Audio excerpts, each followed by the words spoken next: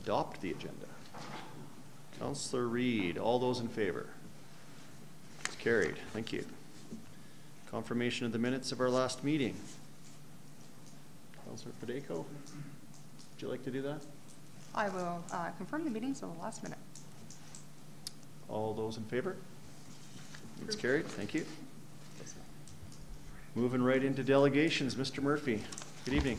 Good evening, Mr. Mayor, members of council.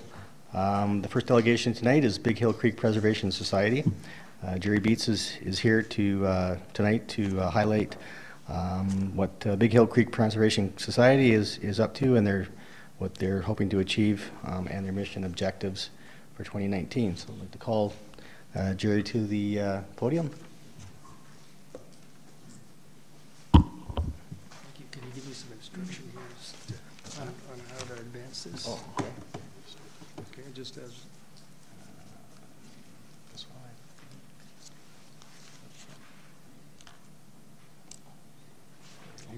thank you. Okay. Thank you, Your Worship and Council, for giving us this opportunity to speak to you today. I want to take this opportunity to do three things in general. One is to describe to you the Big Hill Creek drainage and its importance to this area, to talk to you a little bit about what our society is doing and try to encourage you to think about this drainage and its role in your community and in the broader community and the importance that it has to the town of Cochrane and Rocky View County and the province as a whole. I'll start by just indicating that this picture was taken about a kilometer from here on the creek on a beaver dam. This is a great blue heron which lives in a colony immediately adjacent to the creek and about a kilometer and a half from here. So this is indicative of the type of animal life that we see in the creek. To describe to you the general context in which the drainage is focused, you can see from this map it extends from the confluence to the Bow River up into the Lock End area and then up to the transition at near Dog Pound. You can see that it's a fairly substantive drainage. Maybe not large by Bow River standards, but we believe it's about 175 square kilometers. It has an interesting history in that it was rapidly eroded during the last glacial retreat. It's understood that there was an ice dam that was created, a lake formed behind the dam, and then when the dam melted, the rushing water created the creek in a very short period of time. This creek is anomalous in some respects in that it is mainly spring-fed, unlike other more ephemeral creeks in this area. For example, Horse Creek, this one has a very consistent water flow and relatively low temperature, low and consistently cool temperatures. It supports a healthy aquatic and riparian habitat. You'll note this valley has more of a V shape than other valleys such as Horse Creek. That gives it a broader range of habitat opportunities and gives it a more diverse population. The drainage itself is generally undisturbed. It's been ranchland post-contact. There are a number of different industrial developments in it, but by and large it's undisturbed. It's generally in good ecological health. We've done some surveys on the southern reaches of the drainage and have proven that to be a fact. And we believe, as you can see from this map, that it's a significant asset to the town of Cochrane and the county of Rocky View. You can see that it's connected into Glenbow Park on one side. It's connected into the Jumping Pound drainage on the other side, and it provides us with this opportunity to expand our horizons up to the north. This gives you an idea as to of the main source of water that comes into the creek. This is a pre-glacial channel that represents an aquifer that supplies about half of the water that comes into the Big Hill Springs Provincial Park. And I'm sure many of you have been there. You've seen the water that flows down into the coulee from that park, and that's significant in terms of the supply of the water and the attributes that I mentioned a minute ago. The water from this aquifer creates a nationally significant spring and two-for formations that if you've been to the park recently, you've noticed probably that they have over time been eroded by a lot of public access, and but nonetheless they're still nationally significant, and we understand that Parks is going to be doing some work to try to remediate that general area over the next couple of years. The spring, as it says here, delivers about half the water that comes into Big Hill Creek, and it extends north and west of what we would of the topographical drainage that I indicated to you on the earlier slide. So you've got two systems in operation here. One is the main creek system that is fed by a number of springs and the seasonal runoff, and this major aquifer that delivers water into the springs. The last point on this slide is that we see potential risk of this for these springs due to the recent application for gravel pits adjacent to the main source of the springs. And you can see on the slide these are three-quarter sections that have been for which applications have been made to County of Rocky View for gravel extraction. The purple dot is the main supply into Big Hill Springs Provincial Park. We've made recommendations to the county in regard to how this moved forward, and we're hopeful that that the springs can be protected. This is a rather verbose slide in some respects, and so I'll try not to go into it verbatim, but just to state our mission succinctly, that it's to ensure the natural historical values of Big Hill Creek watershed are preserved for now and for the future. And our objectives in doing these are twofold. One is to identify what's in the creek, educate people as to what the value of the creek habitat is and the species that live there and the historical attributes of the creek, and encourage people to use the creek responsibly and protect it over the long run. As it says here, we encourage systems of stewardship throughout the watershed. I'll get into a couple of those as we go into this a little bit more. We'd like to create a repository of the data that we acquire through our analysis in all these areas. We would like that to be accessible to the public so that over the course of time people can use it and add to it and develop it further. And as I said a minute ago, another objective that we have is to educate the public through outreach, through presentations and involvement of schools, for example, to allow young people to understand the value of this drainage and what it does for our local environment. And lastly, on this slide, create a State of the Watershed report, which is a database that underlines the existing quality of the resource and looks for ways to improve and preserve it. So the actions that we've undertaken to address the watershed report and the partners that we've involved in our activities are listed here, or some of them are, not all of them are. The water quality and sediment analysis that's been done by Dr. Eamon Foley is in its second year. This is a multi-year baseline study that identifies the quality of the water that's flowing into the creek at various locations and the contaminants or potential contaminants in soil that's in the sediment of the creek. We've already done analysis from Highway 567 down to the confluence of the Bow. We found, generally speaking, that the area is quite healthy. We found some, this may not surprise you, but we found that there are some contaminants as you get into the outfall at near the Bow River. So, the riparian health assessment, this looks at the biological health in the riparian zone. This is done by an organization called Cows and Fish. The first year of the study was done this past year. Again, they looked at the area from 567 down to actually Ranch Park, and determined that in general the creek is in good health. We did a fish survey by Trout Unlimited, which identified several species of fish in the creek, which suggests that it's a viable fish habitat. We did not locate any cutthroat trout, which used to be abundant in this creek system. We've got an aquatic insect study that's being undertaken this year with the University of Calgary, and a terrestrial insect survey. We think that these are important because, as some people may be aware, it's recognized that insect populations around the world appear to be in steep decline, and these are very important to the overall ecology in any area.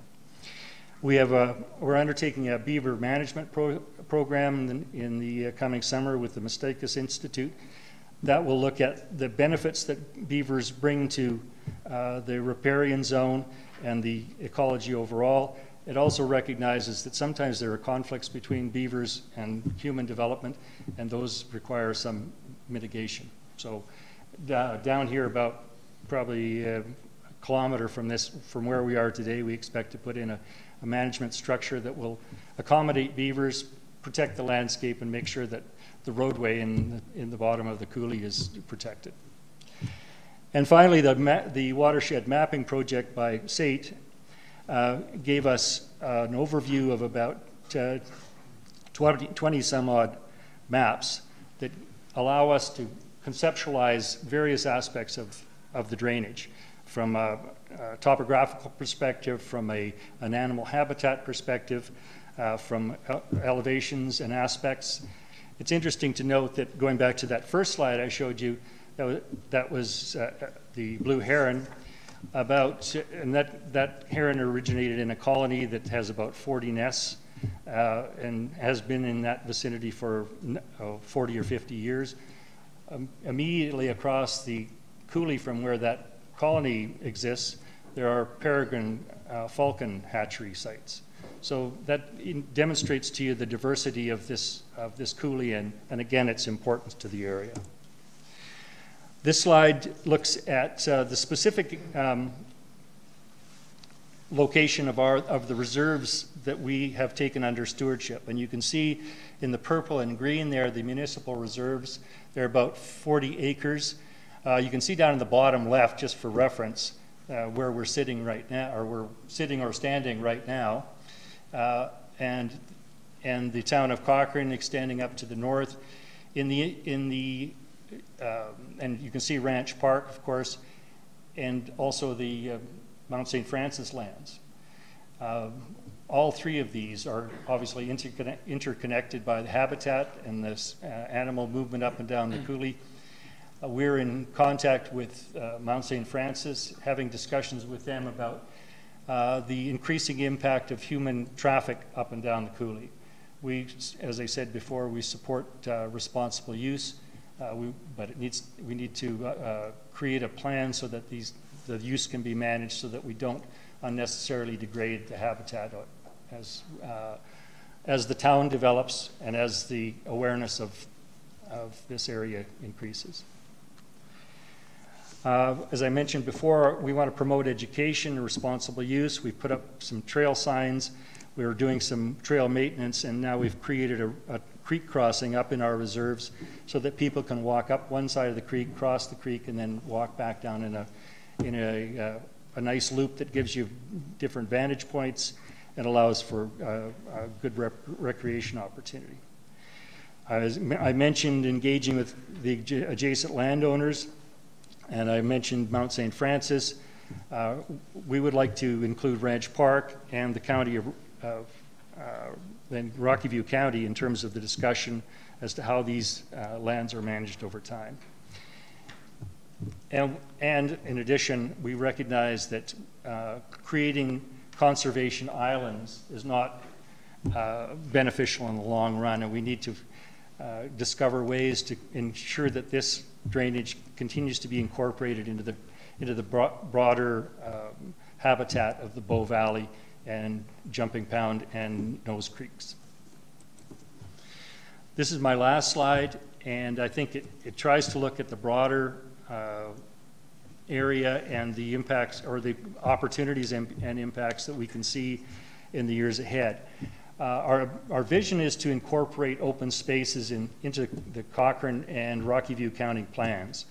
This slide specifically comes from Rocky View County's Parks and Open Spaces Master Plan, which was created in 2011.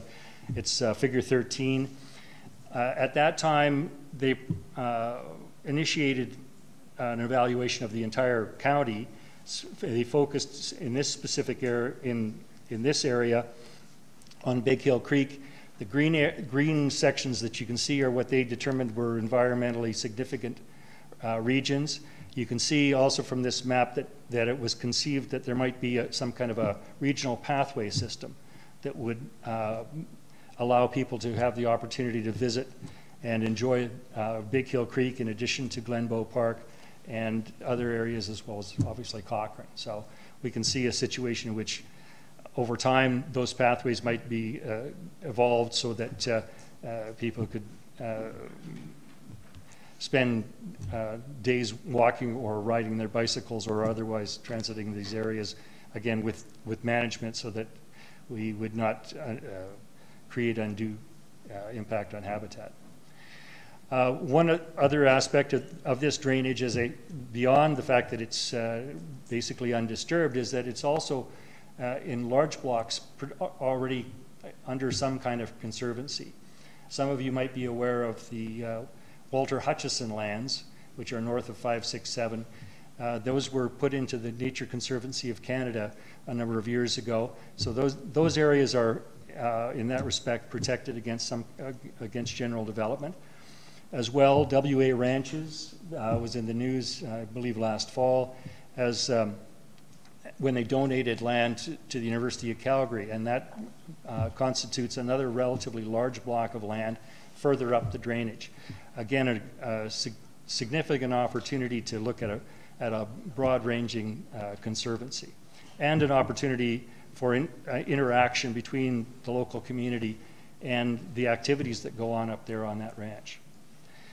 So again, not to belabor the point, but we see these as valuable attributes to the town of Cochrane, to Rocky View County and the communities around.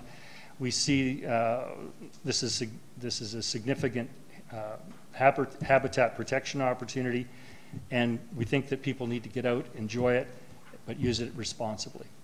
So those are the messages. I thank you for your time, and I'll be happy to take any questions. Well, thank you for that in-depth presentation. First of all, I want to thank you and all of your members for all of the hard work and the efforts that you put in to obviously preserve the Big Hill Creek. I was speaking to one of your members over the weekend at our public engagement interaction we were having at Spray Lake Sawmill Family Sports Center, and I was speaking about a recent visioning that this council has undertaken. And while we can't share the details of our visioning yet, we'll be coming out with that fairly soon. I can tell you that a lot of your vision, and I think it's appropriate that you ended there, aligns with what this council has visioned on, not quite so much in ink yet on paper, but we share a lot of the same vision that you do with preserving that whole drainage. So open space and the natural beauty of the creek and everything, I think we share that as an asset, and very much aligned with what you've said tonight. So I appreciate it's a timely presentation, actually. So thank you very much, and if we can support your discussions or your plans, we'd be happy to do that. Well, and what has kind of sparked our visioning has been and I'm not going to say pressure, but it is somewhat pressure from the growth of CMRB, the Calgary Metropolitan Region Board, which is one that we are a member of the 10 communities surrounding Calgary. And we have been tasked with coming up with a regional plan, and part of that will be open spaces. So I'm not sure if administration, if you've had this presentation at the TAG level, which is the Technical Advisory Group, but I think it would be appropriate to align the groups. And you could make the same presentation to maybe not the board, but a committee of the board that is looking at exactly this type of preservation throughout the region. Yeah. Thank you. We'd be happy to do that. Council, questions? Councillor Reid. Thank you. I wanted to echo some of the things that the mayor had said as well. That is, this was really an impressive presentation, a very timely presentation, and the vision clearly aligns with what this council sees, in particular in this area. And so stay tuned for that. I had 3 questions, though, and there is a question here. The first question was, I was curious what additional steps could be taken to address the threat of the gravel pits, either at the provincial or federal level, if you're not able to make much headway with the Rocky View County. In my understanding, we have made, as I said, we've made representations to Rocky View County regarding our concerns. They have now, to my understanding, put the issue of all of the gravel pit development within this area or within the county into a recycle, if you will. So I understand that these applications are not moving ahead at this time, but may at some future date. Beyond what we could do to raise this with Rocky View County, we've also raised it with Alberta Parks, Environment and Parks, and tried to solicit their support. We've talked to our MLA and made him aware that these are concerns of ours. And to be quite candid with you, beyond those approaches, I can't say that we know of any other alternatives. Okay, thank you. I had 2 other questions just quickly then. What percentage of this land is public and which percentage is private? The vast majority of it, I would suggest to you, everything, if I were to go back, everything beyond the reserves that I showed you, which is about 40 acres, right, is effectively private. Or the roadway. There is a road allowance that, that extends from the first bridge that crosses the creek up to Big Hill Springs Provincial Park. So that is public. That is a public access. And if I could, just as a supplement of that question, are there plans to be able to look to work with the property owners or be able to acquire that land in some way? We've had ongoing discussions with landowners in regard to their intentions or interest in having greater public access. Thus far, the response has been muted. But we're continuing to have discussions, and who knows how that might evolve over the course of time. The last question I had was, where do you receive your funding from as a society? It comes from a number of different sources. Some of it is private individuals or contributions from corporations. The majority of it comes from what I would refer to as governmentally sponsored NGOs. For example, Bow River Basin Council. Right. Some of our funding has come from SEAC. They are contributing to some water analysis equipment that we'll be installing in the creek.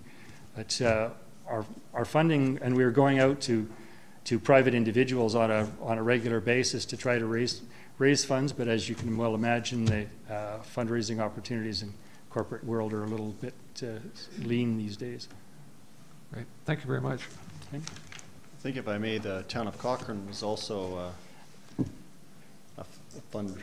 Yeah. And I had that on one of my slides, and I apologize. No, I saw it there. That's where I got the information. Yeah. Thank you. Councillor Wilson. To echo the last 2, thank you for your efforts and the timely presentation. Councillor Reid brought up the 2 things on my mind. Danger due to recent applications for gravel extraction. Does that mean that there's actual gravel applications within the Big Hill Creek corridor as outlined on the map, or is it just nearby and would potentially affect the water quality? Or no, those pits are actually in both the drainage from a topographical perspective, as well as sitting on the aquifer. Wow.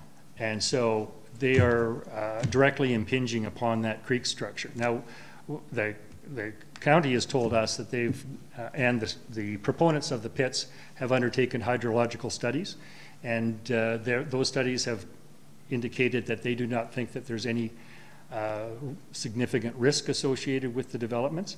And we cannot say unequivocally that there is that there will be a problem.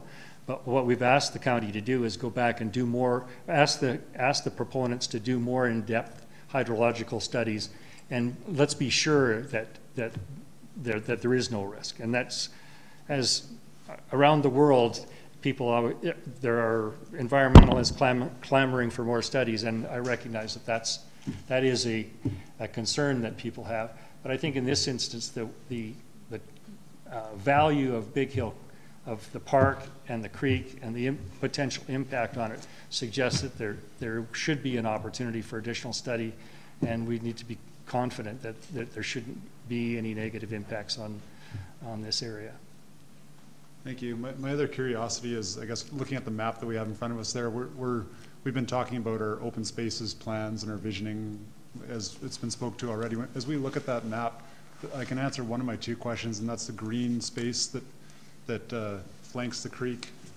When you look to the northeast there, that's all, I know it's not all publicly accessible land because some of it's private. Is that protected land right now, or as we trace our way up? The green leg that goes up towards Madden, is that?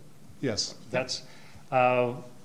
That is all privately held land today. As to my knowledge, there's no public land in there. So, and I think some of it may be within WA ranches. I don't know that for sure.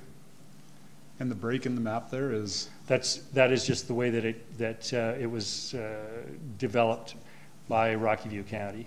I would suggest to you, going back, and I don't know whether I can rewind this thing, I guess.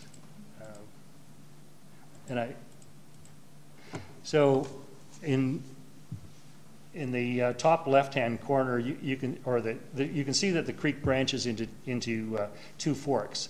And the way that this map was developed, it appears that the right-hand fork actually is a more robust stream than the left.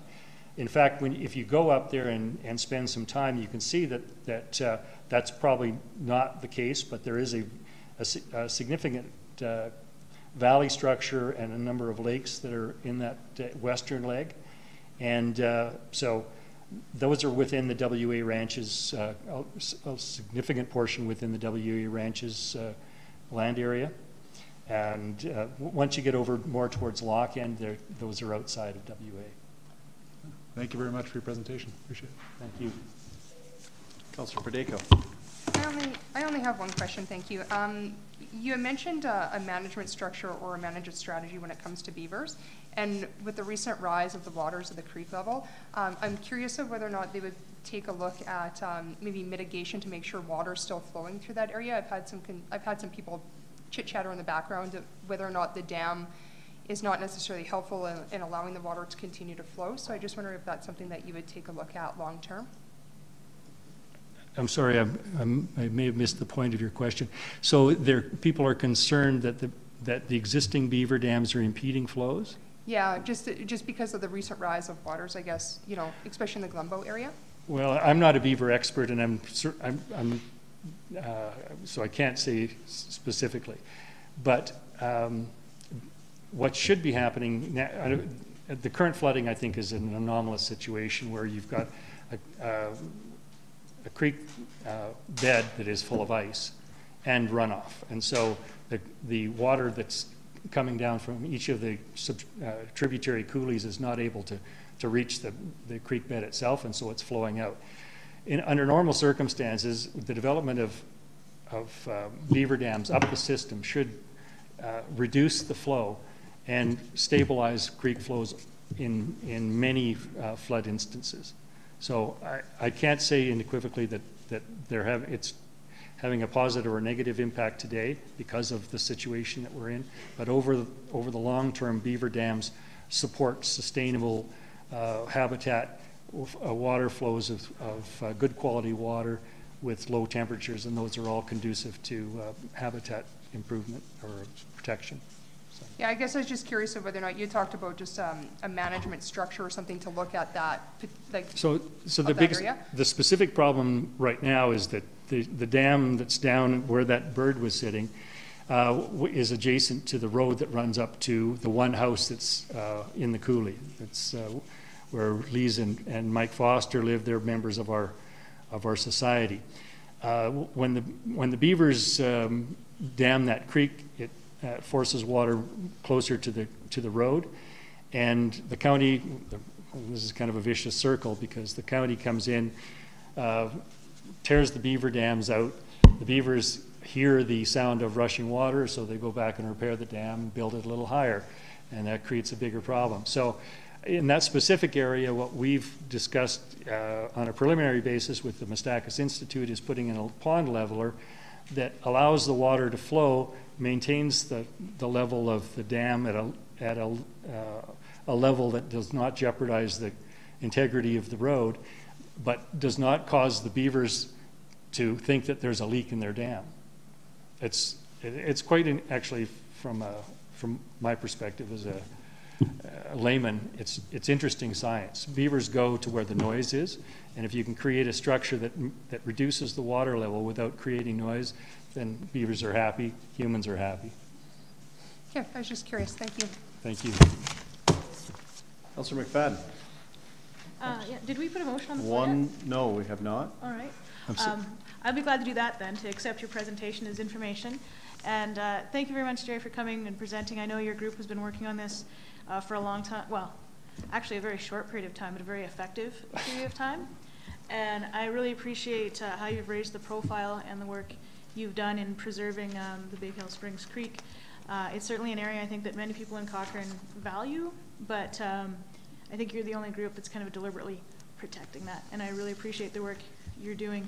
I did have one question for you, and I wanted to say, though, I do appreciate you highlighting the threats to the gravel pits higher up in the creek. But if you could speak, you said there was some contamination within Cochrane down closer to the river. Could you speak to that a little bit? Well, again, this is not my area of expertise, so please allow me to give you my layman's description. So we did water analysis, I believe, at 5 different sites from 5, 6, 7, as I said, at locations down, and our final one was at the confluence. In that one at the confluence, we showed up small quantities of hydrocarbons, and it seems to be suggestive of the long-term contamination issues that the town has been dealing with. These are not levels that are, in my understanding, that are high enough to create any concerns, and they've been recognized, I think, in other studies over the course of time. But it just points out that the work that we're doing in creating these baselines has broader value.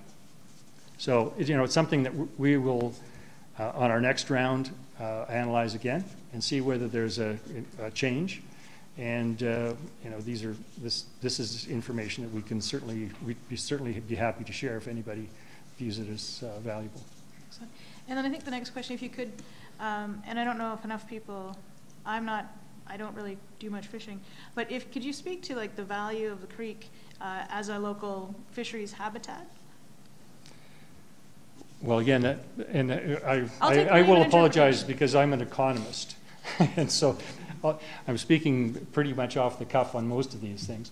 The creek habitat, as I said, is by the studies that were done by Trout Unlimited and the water quality studies that we've done. The creek itself is it's good fish habitat, and the surveys that we did indicated that there were significant numbers of fish. They are not, as I said before, the cutthroat trout that used to be in the creek, but there certainly are fish in the creek, and with proper management, there are opportunities to improve the fish stocks there. That would be my. Excellent. Right.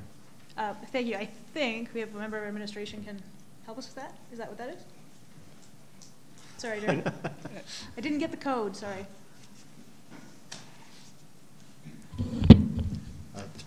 Through the chair, Big Hill Creek Society has provided council with electrofishing investigation, and it's their report that I'll provide to council for your perusal. Perfect. Thanks. I missed the code. Excellent. Well, thank you again. I really appreciate the work everybody is doing in both protecting and raising the profile of the creek. Thank you. Thank you. I just would say in closing that if you have any additional, or if you're looking for additional information regarding the work that we're doing or anything else in our database, it's all available on bighillcreek.ca. So, thank you. Thank you so much. Mr. Murphy, delegation number 2. Respectfully, Mr. Mayor, Oh, sorry. you haven't voted on accepting that for information. You're right. Sorry, I was so excited about the creek. Councillor McFadden, you put the motion on the floor. I did. All those in favor? It's carried. I just figured it was going to be a no-brainer. So, yeah. Okay, moving on. Procedurally correct. Keeping again, Mr. Mayor, members of council, the second delegation for tonight is the TransCanada pipelines. So David Armada and Katie O'Neill are here, and they're in attendance to present to council with information regarding their proposed $2 billion expansion program. This expansion includes the infrastructure that is located within the pipeline corridor that runs through the town of Cochrane, adjacent to Highway 22. And at this time, I'm going to bring up David and Katie.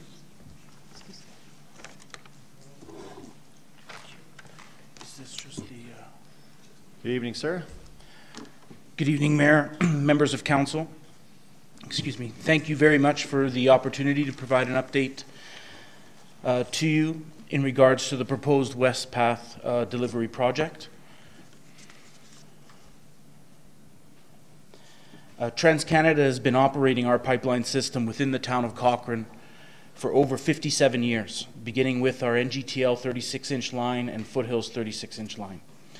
Not only are we your neighbors in regards to our right-of-ways, but more importantly, we are your neighbors in regards to our employees, our contractors, and industry partners that call Cochrane home. We take our role in servicing this community very seriously.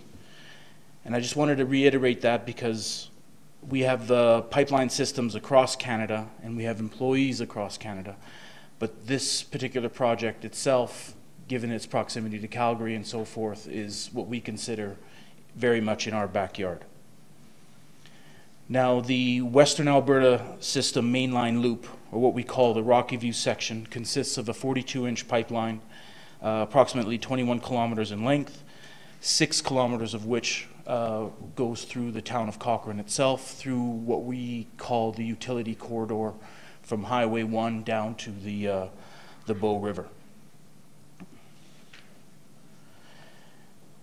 First of all, I want to also take the opportunity to thank the people of Cochrane and the administration for the level of support, constructive engagement, and feedback that we had received over the last 2 years in developing this project.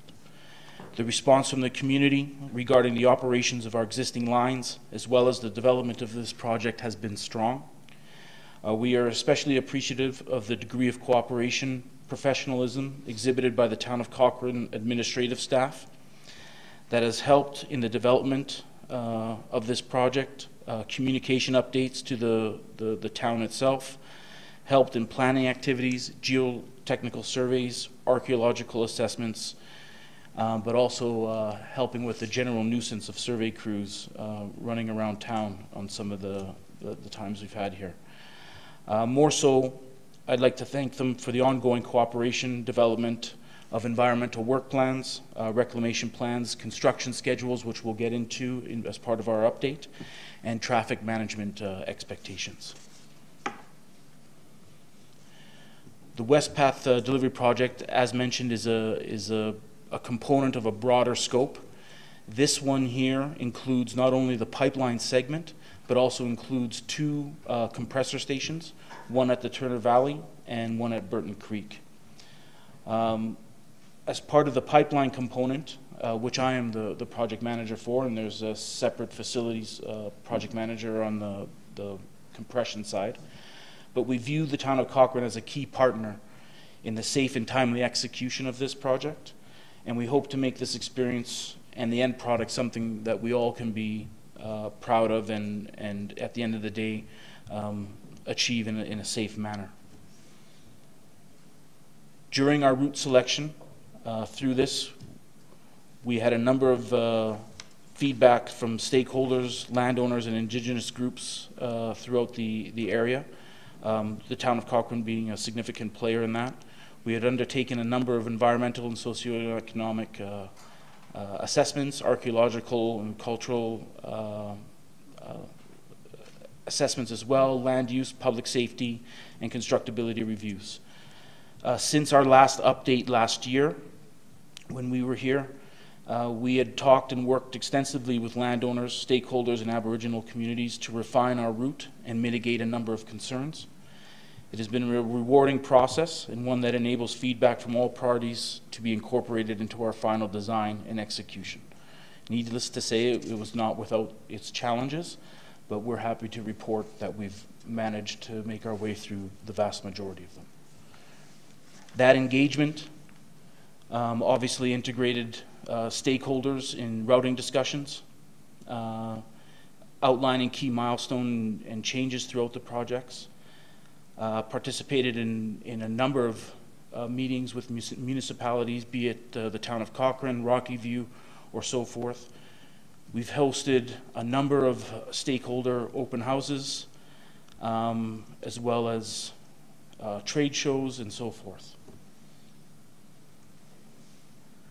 From a land perspective, we've acquired the vast majority of our easement to date. We're still in consultation with one group where we're just finalizing a number of key issues, but we don't foresee any major roadblocks in that regard. As part of our corporate commitment to environment, stewardship, and compliance with regulatory process, TransCanada collected a number of environmental assessments and analysis, and we incorporated this as part of our development for the project. Now, the key thing that I wanted to outline today was in regards to the project schedule.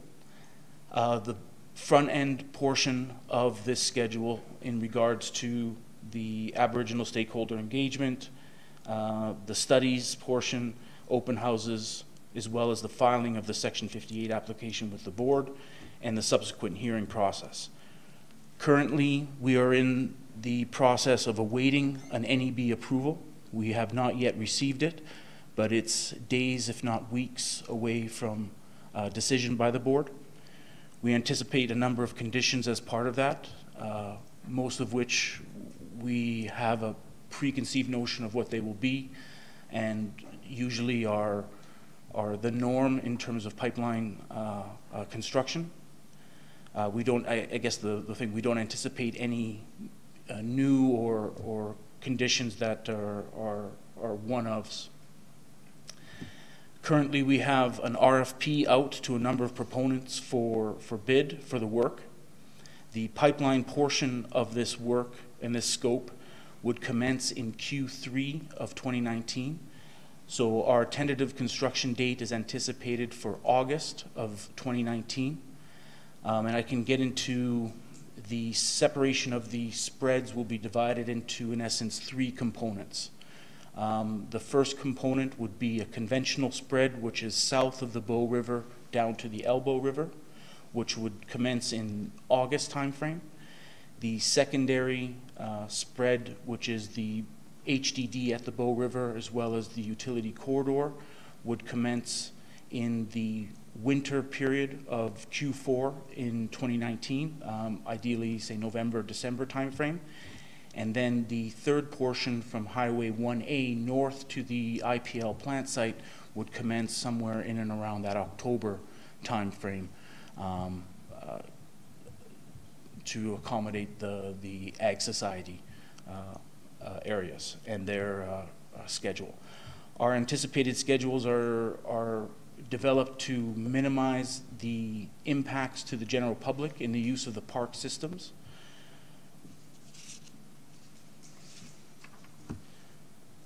Another key component that I'm sure you are all or what we consider one of the key components of the project is the horizontal directional drill across the Bow River.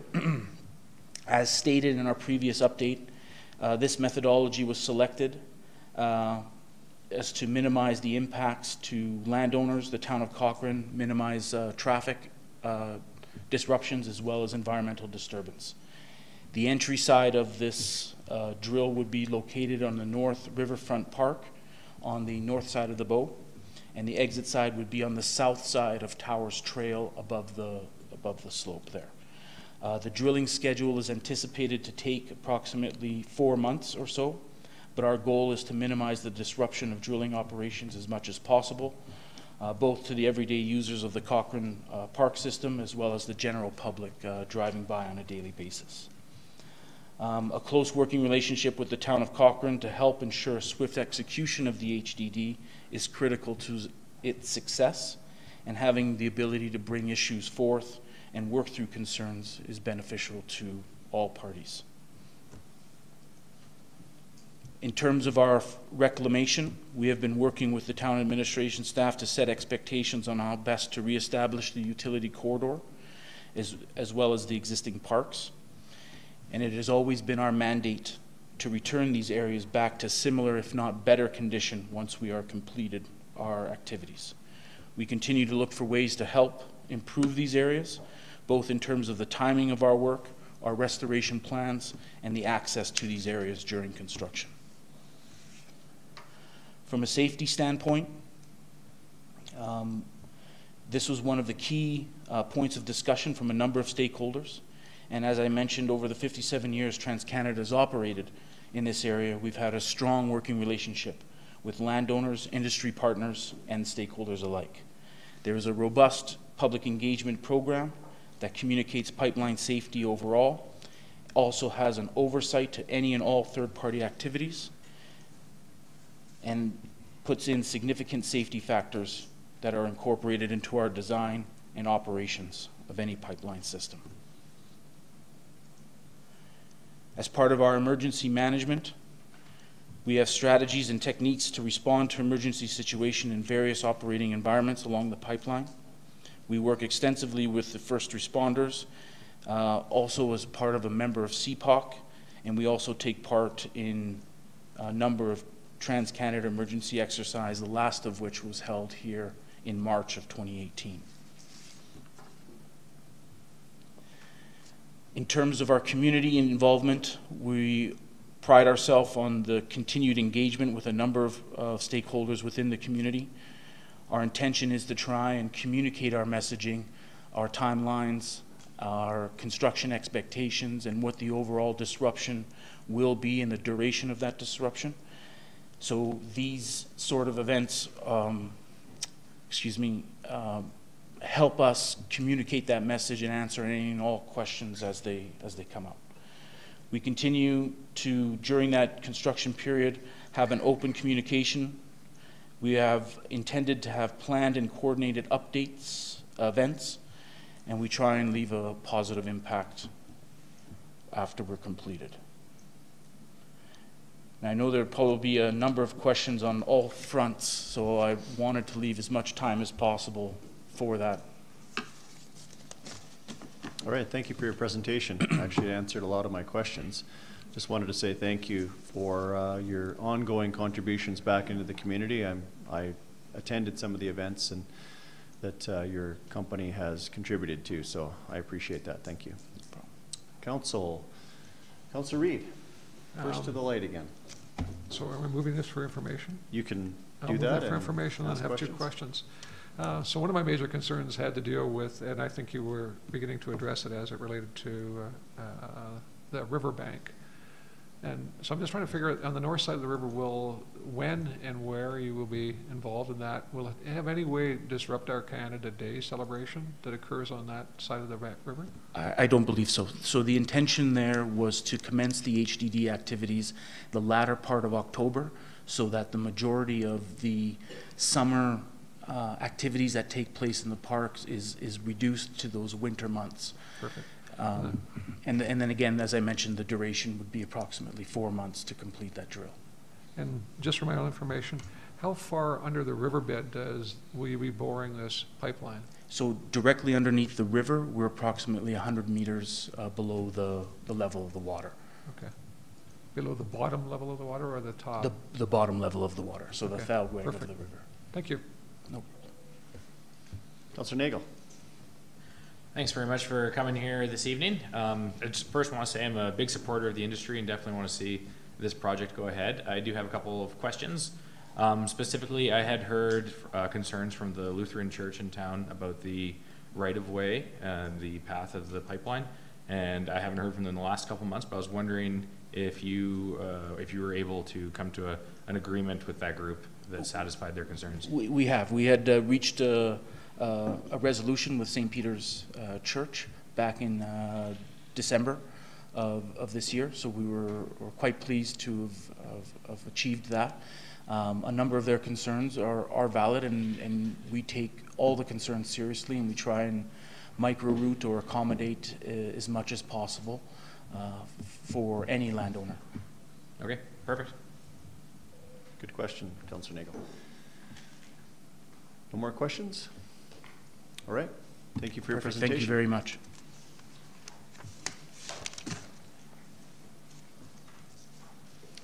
Have to vote. It's a theme tonight. Testing. All in favor of Councillor Reid's motion to accept his information? Carried. Thank you.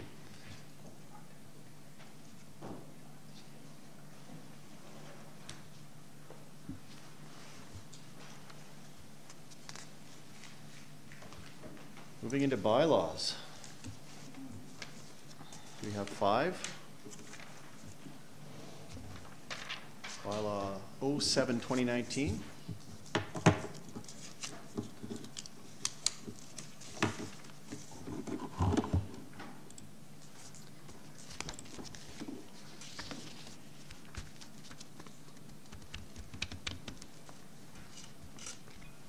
Welcome back. Thank you.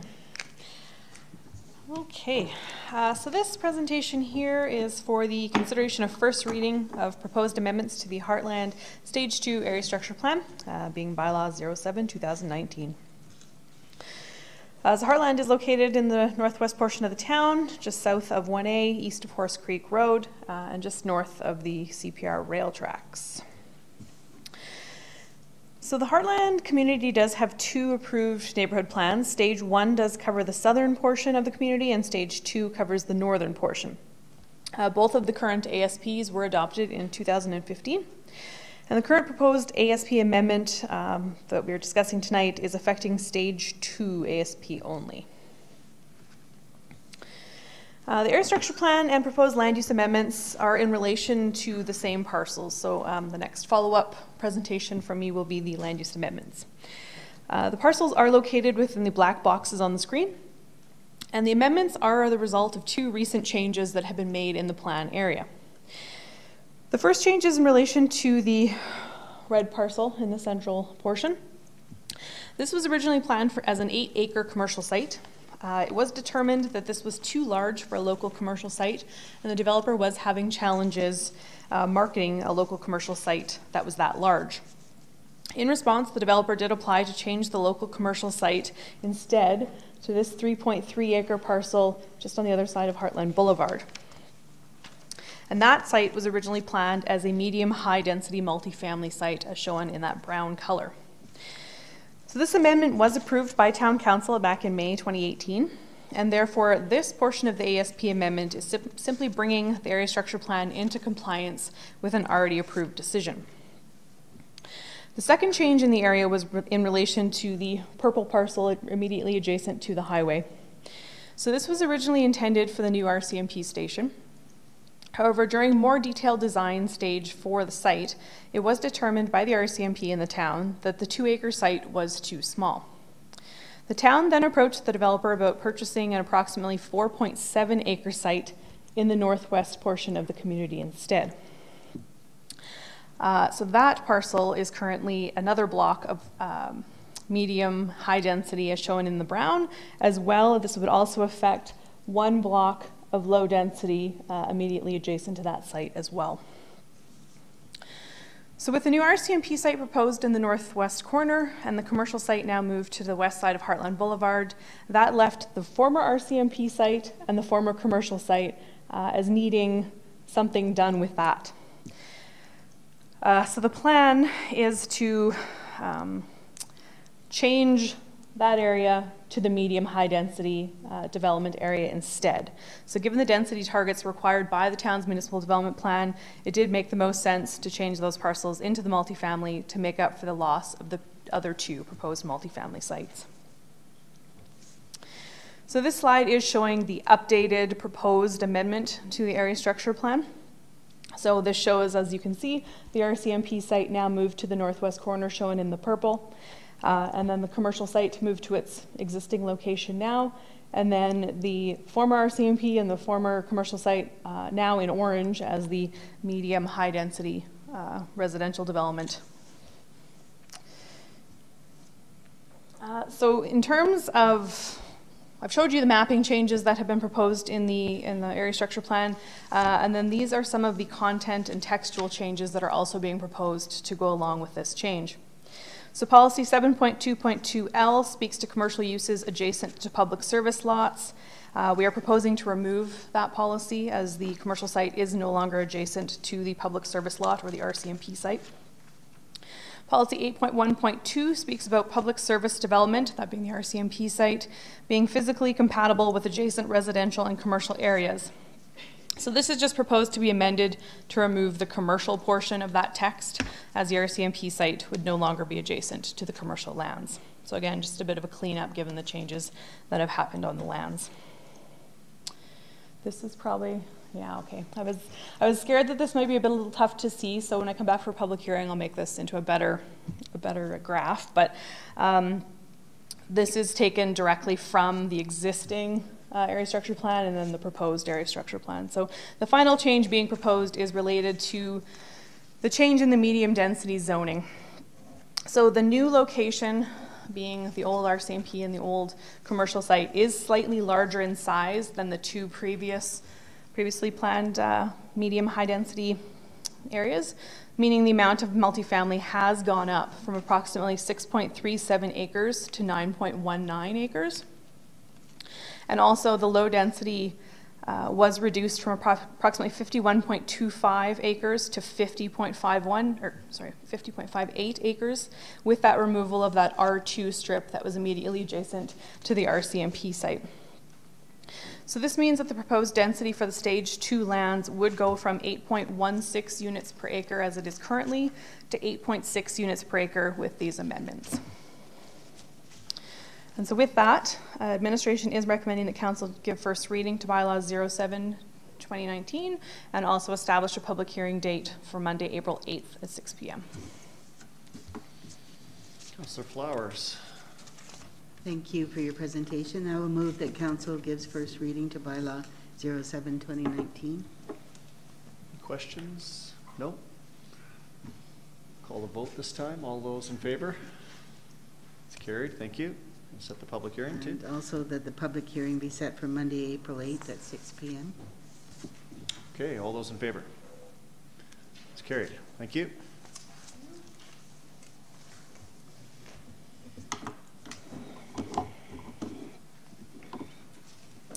We're going in order. 07, 08, 09, so we're on 08. We are. So this one will be very short. So this is related to the last presentation. So this is just now for the land use amendments related to the amendments we just saw in the Heartland Stage 2 Area Structure Plan, and this being Bylaw 08/2019. So this is the land use application as applied for. So as I discussed in the last presentation, it is proposing to change the northwest corner from the RM-R2 mix to the public service zoning to facilitate the RCMP station.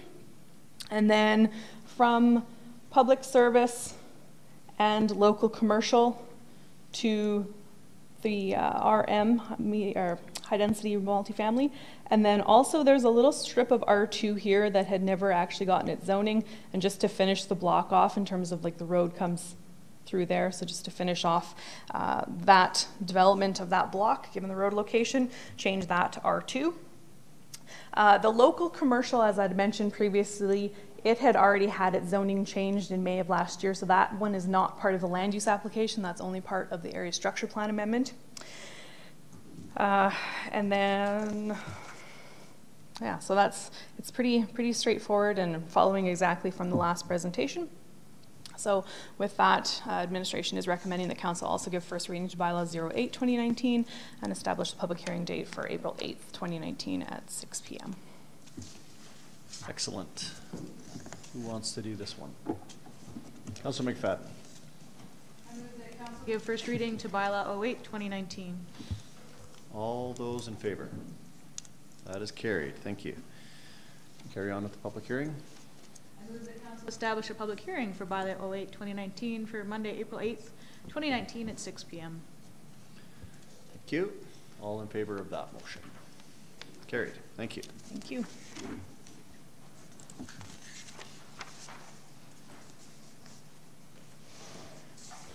We'll keep cruising on bylaws here into Bylaw 09.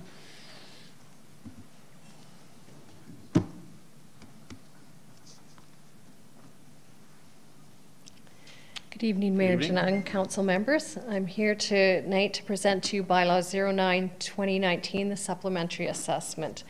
So in accordance each year with the Municipal Government Act, Section 313(1), in any year council wishes to require the preparation of supplementary assessments, council must in the same year pass a bylaw authorizing the assessments to be prepared for the purposes of imposing supplementary property tax. So for communication prior to the supplementary assessments being mailed in October, the town of Cochrane property owners are notified in advance via newspaper and social media. Financial implications: the 2019 budget includes $210,000 to be collected from supplementary tax revenue. If Bylaw 09-2019 is not passed, that would result in a shortfall of the budgeted 2019 tax revenue.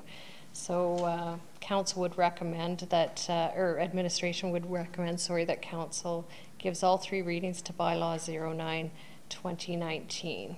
Any questions? Okay, thank you. Just to be clear, supplementary tax assessment is done on an improvement on a existing land if some changes happened. Right, so there's an annual assessment that's based on December 31st, the annual assessments for the year. So if it was a lot or partially built building, then in the following year, the improvement portion of it would be assessed and taxed, and it's the difference between the improvement and the prior assessment. Excellent. Yeah, the difference prorated. Okay, thank you. Any other questions before I ask for first reading? Councillor Wilson, do you want to give it first reading? Sure, I'll move the first reading of bylaw. I can barely see it there. 09-2019. Yes. Yeah. All those in favor? That's carried. Carry on the second. I will move second reading of bylaw 09-2019. Any discussion or debate? Councillor Nagel? I just have a question. It's not necessarily pertaining to this bylaw, but just assessments in general. I've been hearing from a growing number of people that feel that their assessments are coming in high.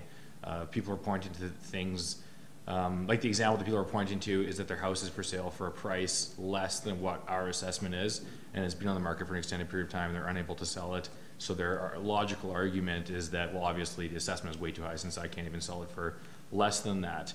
And this policy today is about how we're going to get more tax from houses where the value has gone up. Is there any type of policy that any municipality has ever implemented to do the opposite with property assessments? Like, what do we tell these people who have a pretty strong argument about their property assessments? I don't know if this is the appropriate time to bring this up, but I don't know when else to bring it up. Yeah, so. for sure. No, it's the right time. Through the mayor. Property assessments, so they're legislated based on how we do them, based on July 1st of the previous year. So we do watch the market, we look at sales, so we analyze approximately 3-year sales and then they're time adjusted. So what we've been finding, and actually I was looking at some of the sales today too and checking the market, and it really varies. Like we're finding some that are putting their properties up for sale and the assessment or the property prices are higher than the assessments. I found some that were lower than the assessments. So prices in relation, like sales prices of properties, is a little bit different from doing mass appraisal. So mass appraisal, we're looking at the big picture of all the houses, similar in that. So there's differences in sale prices and assessments. When we're legislated to do them, the range that the legislation is, it's 95 to 105 of the sale price. So sometimes people will phone and you know, there maybe their sale price or it's higher. Those are the ones that will maybe have a conversation with, and we'll find out that maybe property details are incorrect, or we'll go out and have a look at the property to check the qualities and stuff like that. So definitely when there's changes with that, we're looking at all of that stuff. But basically, once that July 1st date comes around, that's the valuation date we use. We also follow real estate, like Calgary Real Estate Board and that kind of thing. And I believe the last report that's just came out in February had showed that overall Calgary, Airdrie, and Okotoks, I believe, had dropped. And in an overall look at Cochrane, it was still showing a really flat market overall. So is there a process in place for people to challenge their property assessment if they feel it's been unfairly assessed, or does everybody just kind of have to accept their assessment as they get it? No, for sure. Through the mayor, we right now, actually, as we're going through our appeal process right now, April 2nd is the final appeal date. So we've had numerous calls and questions from people, and we do go out and inspect the properties. Or what we do is we provide comparable sales to properties, so property owners. So if they phone in and feel their assessment's too high or the details are wrong, we'll go over the details. We'll maybe go out and inspect the property. We'll provide property comparable sales. So we'll go through all the details with them. So there's ample opportunity to do that. And like I say, it's like from the date of mailing, it's 67 days now to review your property details. And then you do have the option, and we do have appeals every year where you know, we've talked to people and they still maybe agree with our comparables and we're in the range or whatever. So then we'll go to appeal process where we go to a hearing, and they can present their case at the hearing, and then a board decides on whether or not they change the assessment. Okay, final question. Is there a fee associated with the appeal process for people who want to appeal their assessments? $50 for a residential property. Okay. Yeah. Thank you. You're welcome. Okay, good questions, Councillor Nagel. So what I'm hearing is over the assessment period, there's a 3-year kind of lag, not lag, but you look at 3 years. So as the market, say, is staying low as it is now, when we're in a 3-year trend of that, then assessments would actually drop to reflect some of the market? Yeah, so what happens is, I guess, we use 3 years of sales, but the actual market date is a year, so we're looking from year to year. So in that time, those sales, yeah, if depending on what the market has done from that previous year, we time adjust it up to the current date. So in the past 3 years, like in this market, there really hasn't been a huge fluctuation in the market here, so it's been pretty steady. I think apartments and townhomes have dropped a little bit, but the overall residential housing has been pretty flat. But the point is that assessments can go down. Oh yeah, for sure. It's yes. not just always up. Yeah, they'll go down with whatever the market, and every year we're audited too with municipal affairs on our assessments to see that we're meeting our ratios, and they do checks and balances for that as well. Okay, good. Thank you. Any other questions? All those in favor of second reading? That's carried. We need unanimous consent. Who's you, Councillor Wilson, I think, right? You want to carry on with that? Sure. So I move the council gives third and final reading to bylaw 09. Oh, unanimous consent first. To third and final reading. That council gives unanimous consent to third and final reading of bylaw 09/2019. Are we unanimously consenting? We are. Thank you. Perfect, thank you. And now third reading. And finally, the council gives third and final reading of bylaw 09/2019. All those in favor of that? Carried. Thank you. Perfect, thanks. We want to take a 2-minute recess at this point? Yep. Okay, take a 2-minute break. Allow Mr. Humphreys, Chief Humphreys, to get ready. Chief Humphrey, sorry. I always say Humphreys.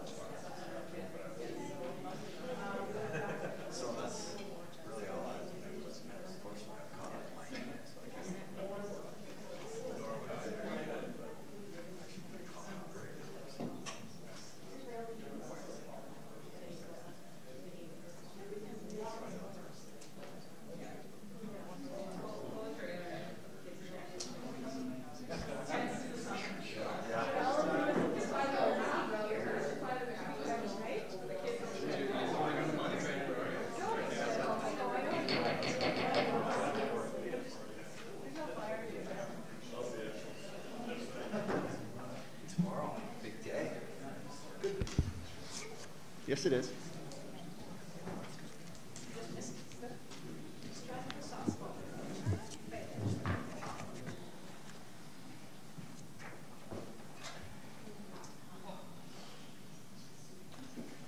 All right, we'll call the meeting back to order.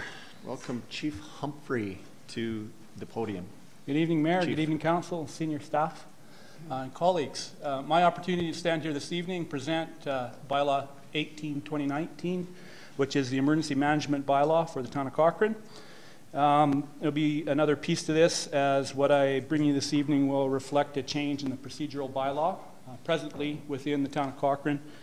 Our abilities to operate the emergency management plan on behalf of the community and to exert those powers in time of crisis are contained within the procedural bylaw. But after going through this one and with your endorsement, we will have an emergency management bylaw. So it is titled that, Emergency Management Bylaw for Cochrane.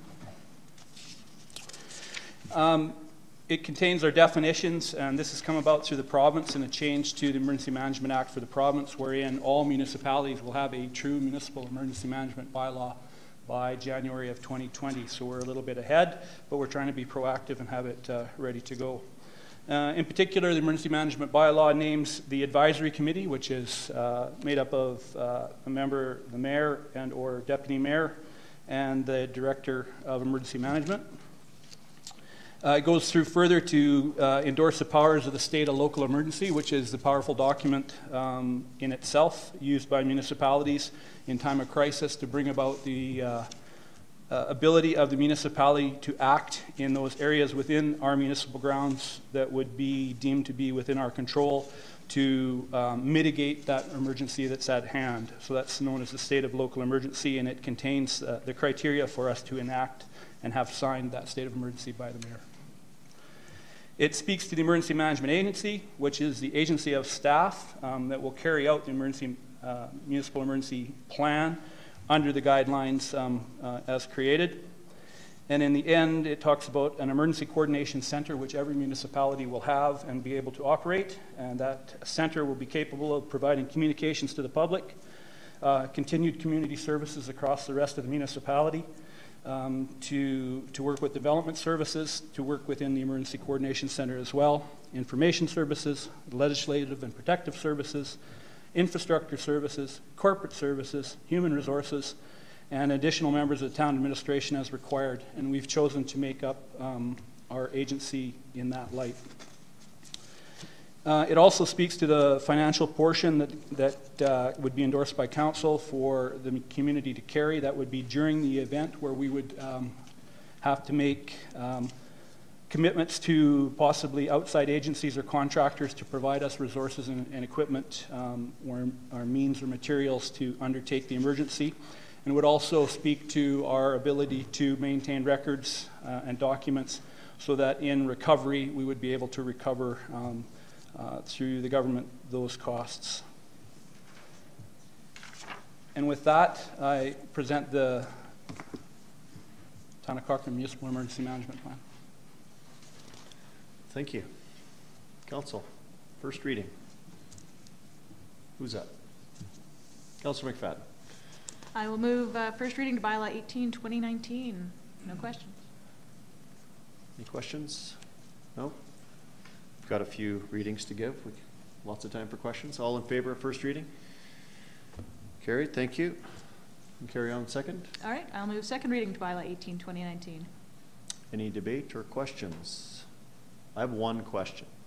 In the background, it said elected officials and municipal employees are trained for their roles and understand their responsibilities. I see a lot of staff training. You guys are always in ECC, and I'm always down the hall watching all the training. Is there a plan for council to be, I mean, I did take part in one of the exercises, but is there an opportunity for the rest of council to go through some management, emergency training? Yes, Mayor, there is. We did that at the start with the introduction and roles and responsibilities. Mm-hmm. We have the ability to bring information packages to you and put council through training if they so wish. Okay, I think that would be acceptable. I'm open to more training, but I think just as example over the weekend, Big Hill Creek backs up. What is our responsibility as council? And I think we understand fairly well what that is, but just, you know, in the fires of last summer, we get brought in by the public. I think that just us having a greater understanding of what our role is in an emergency would be appropriate, I think. Certainly. So, yeah. Any other questions, comments? No? Okay, all in favor of second reading? Carried, thank you. Keep going there, Councillor McFadden. I move that council give unanimous consent to third and final reading to Bylaw 18, 2019. All in favor of that? It's carried. And third reading, please. I'll move that council give third reading to Bylaw 18, 2019. All in favor? Great. Thank you, Chief. We'll see you again in a few minutes.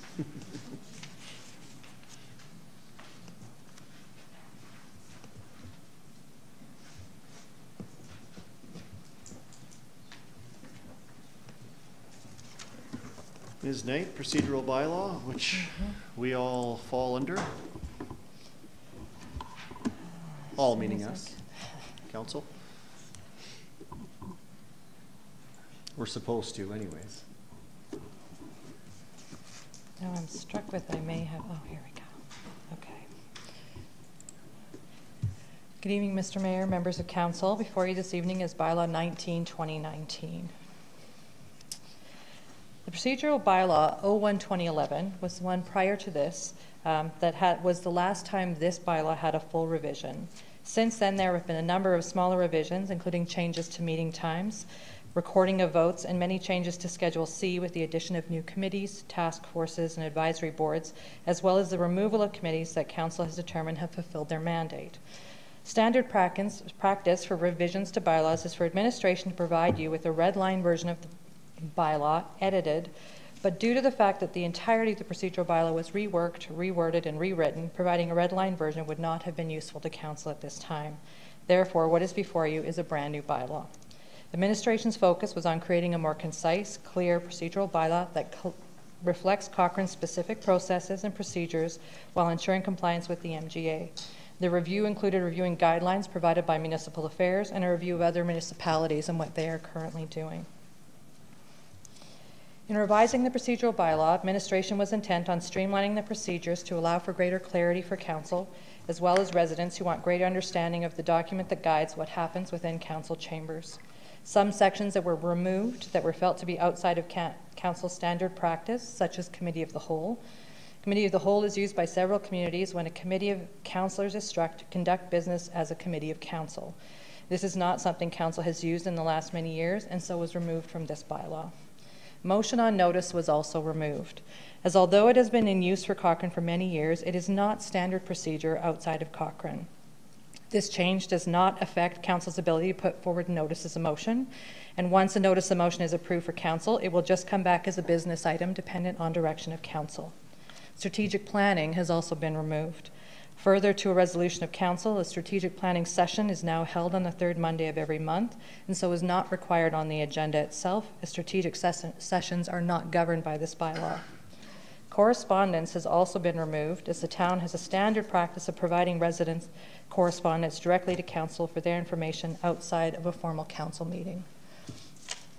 So here is the comparison of the order of business from the pre-bylaw 01-2011 and the current bylaw that is proposed before you this evening. Changes here are with an eye toward creating efficiency for council. You will note administrative inquiries has been replaced by information requests. The previous administrative inquiries was felt to be too onerous a process for council and administration. Information requests will ensure council has the mechanism to request information directly from the CAO, with that information sent directly back to council as a whole. Where the CAO determines that the request requires a more extensive, in-depth approach, he will bring that decision back to council for further discussion and approvals. Items can be brought back to a council meeting, but it is not mandatory under the new proposed process unless directed by council. There is also a suggested proposed change to council dates. This is similar to what the City of Calgary doing and is also in recognition of the increased council meetings overall with the inclusion of the strategic planning sessions. Administration works to not hold any public hearings or very limited public hearings during the summer months, as we are always working to ensure maximum public engagement. And so this change was thought to provide clarity to the development community and allow for council to schedule time away without missing critical council meetings.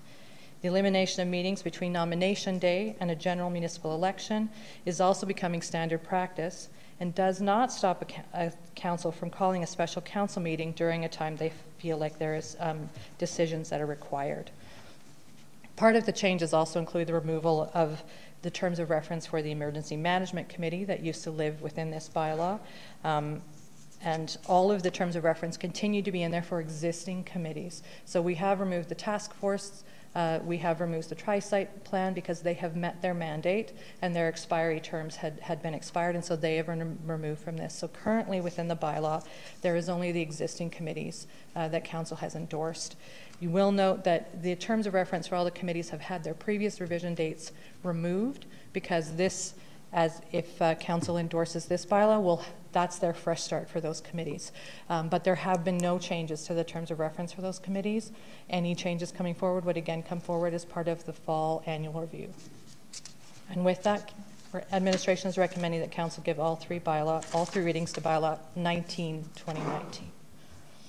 And I'm happy to answer any questions. All right, thank you.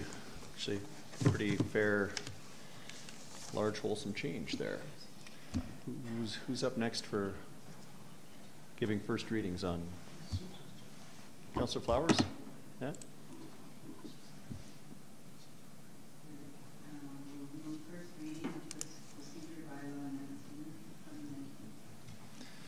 All in favor of first reading? It's carried, thank you. Move on with second reading.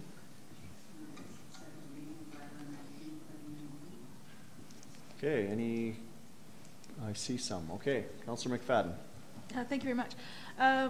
Yeah, well done. I like anything that makes us more efficient and tightens things up.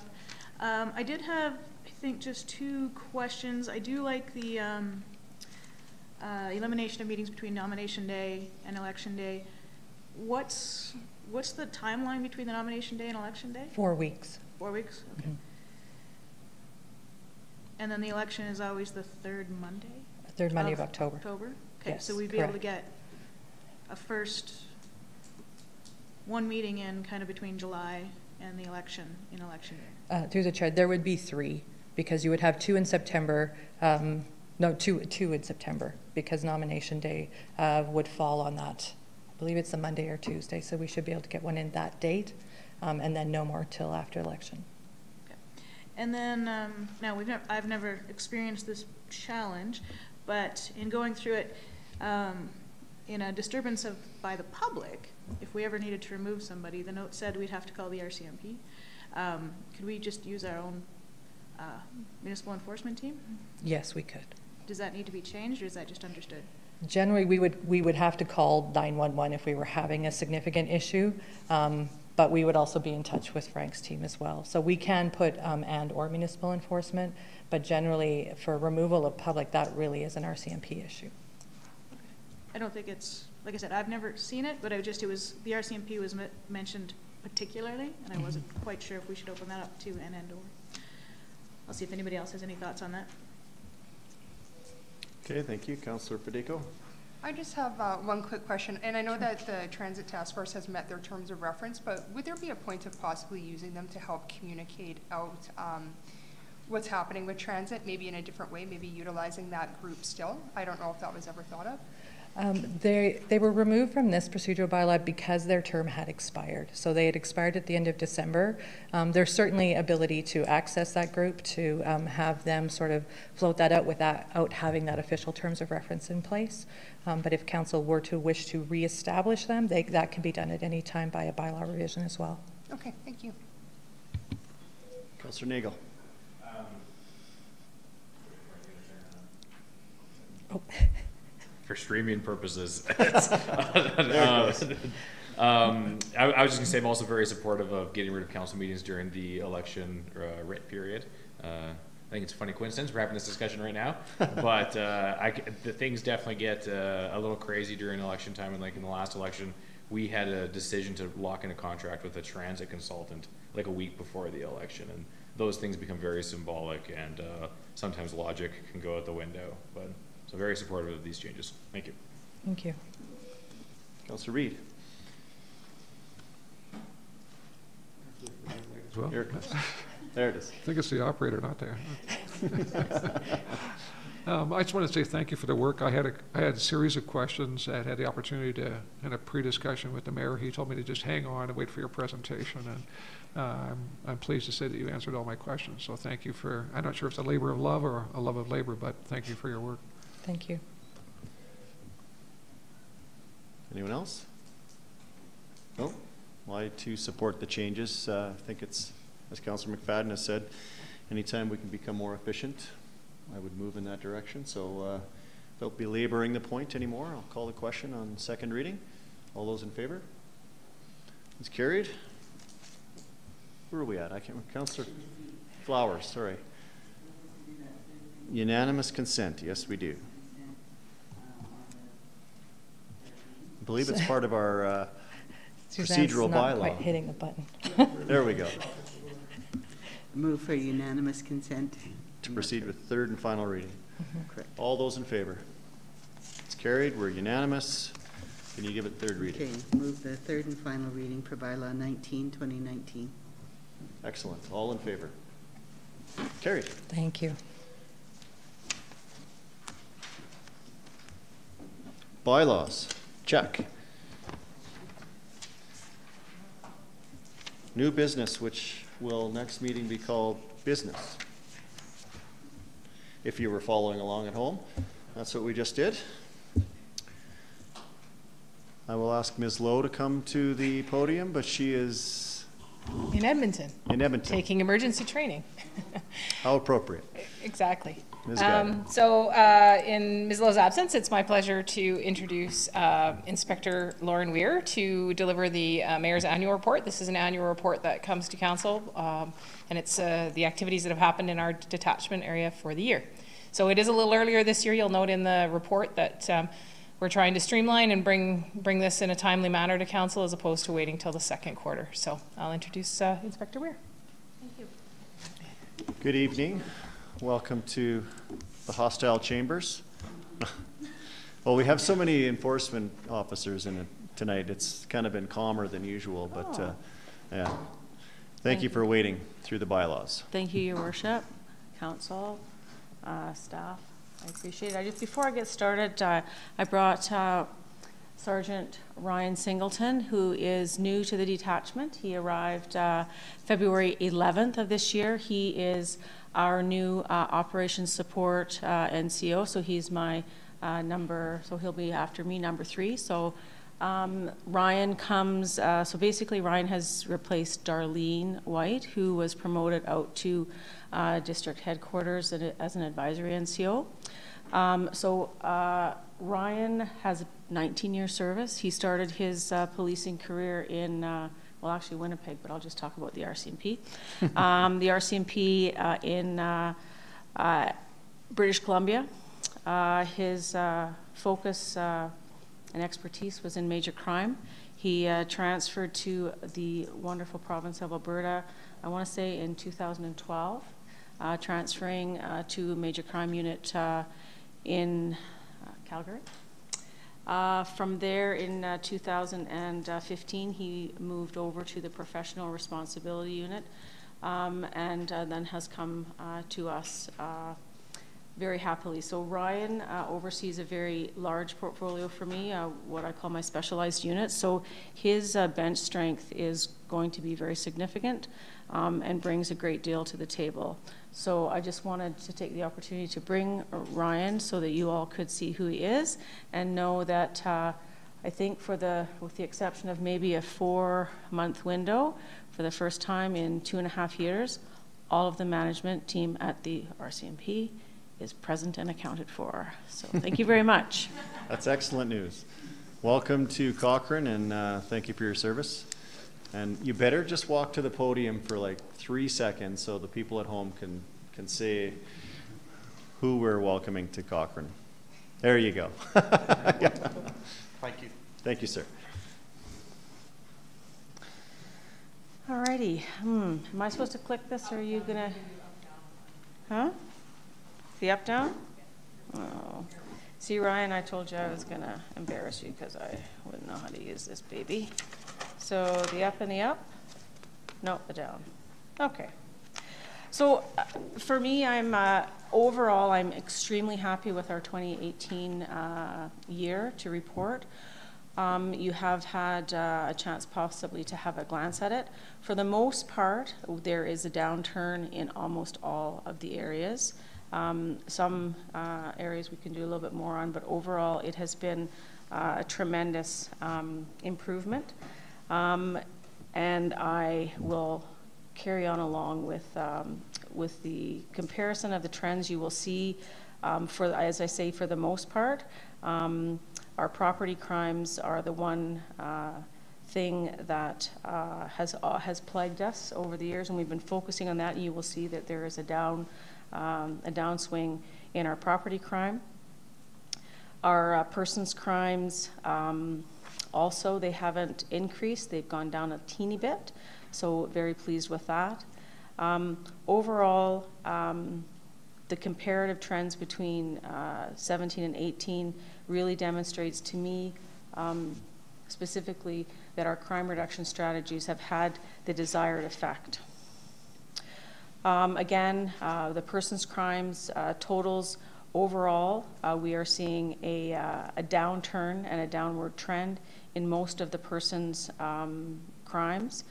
You will see there has been a bump up in the category of other sexual offenses, and those are the things, a lot of it has to do with social media and those kinds of offenses that occur over social media that speaks to those upswings.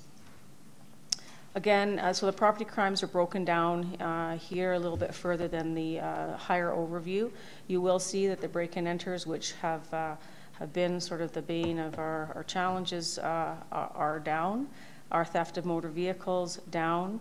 Our theft over 5,000 is up a tiny bit, with our theft unders significantly down. Our possession of stolen property also down. Where we see an upswing with respect to property crime is our frauds. The frauds are, a lot of those are linked to mail thefts that have occurred in and around Cochrane, even in some other areas where credit cards, etc., are utilized in some of the businesses and various areas in Cochrane. Some of the other types of frauds are somebody calling to say that they're Canada Revenue, and if you would go and buy some iTunes cards, you can pay them off. So those kinds of telephone frauds, if you will. So that looks after those pieces. Yeah. So some area, I would say overall, we're doing really well in these areas. So I'm very pleased. The drug things are statistics you will see. The drug enforcement possession naturally dropped, and that has to do a lot with the legislation. But you will see what we have focused on is an increase in our drug trafficking enforcement, which again is part of our one of the targets and focuses of our crime reduction team was to work on some increases in the drug trafficking areas. Again, almost everything in this pie chart is a downturn. The only thing that you will see an uptick with in this one are the breaches of peace. So those are things that we have probably corrected our scoring on from the previous year. Lots of times we were putting these things under the criminal code as causing a disturbance when really it was a breach of the peace if it was more the applicable scoring and the reporting. And you'll see an increase in the fail to complies, and those are, again, a result of the monitoring and tracking that we're doing on our prolific or habitual offenders that are released on bail. So I'm happy when I see an uptick of those.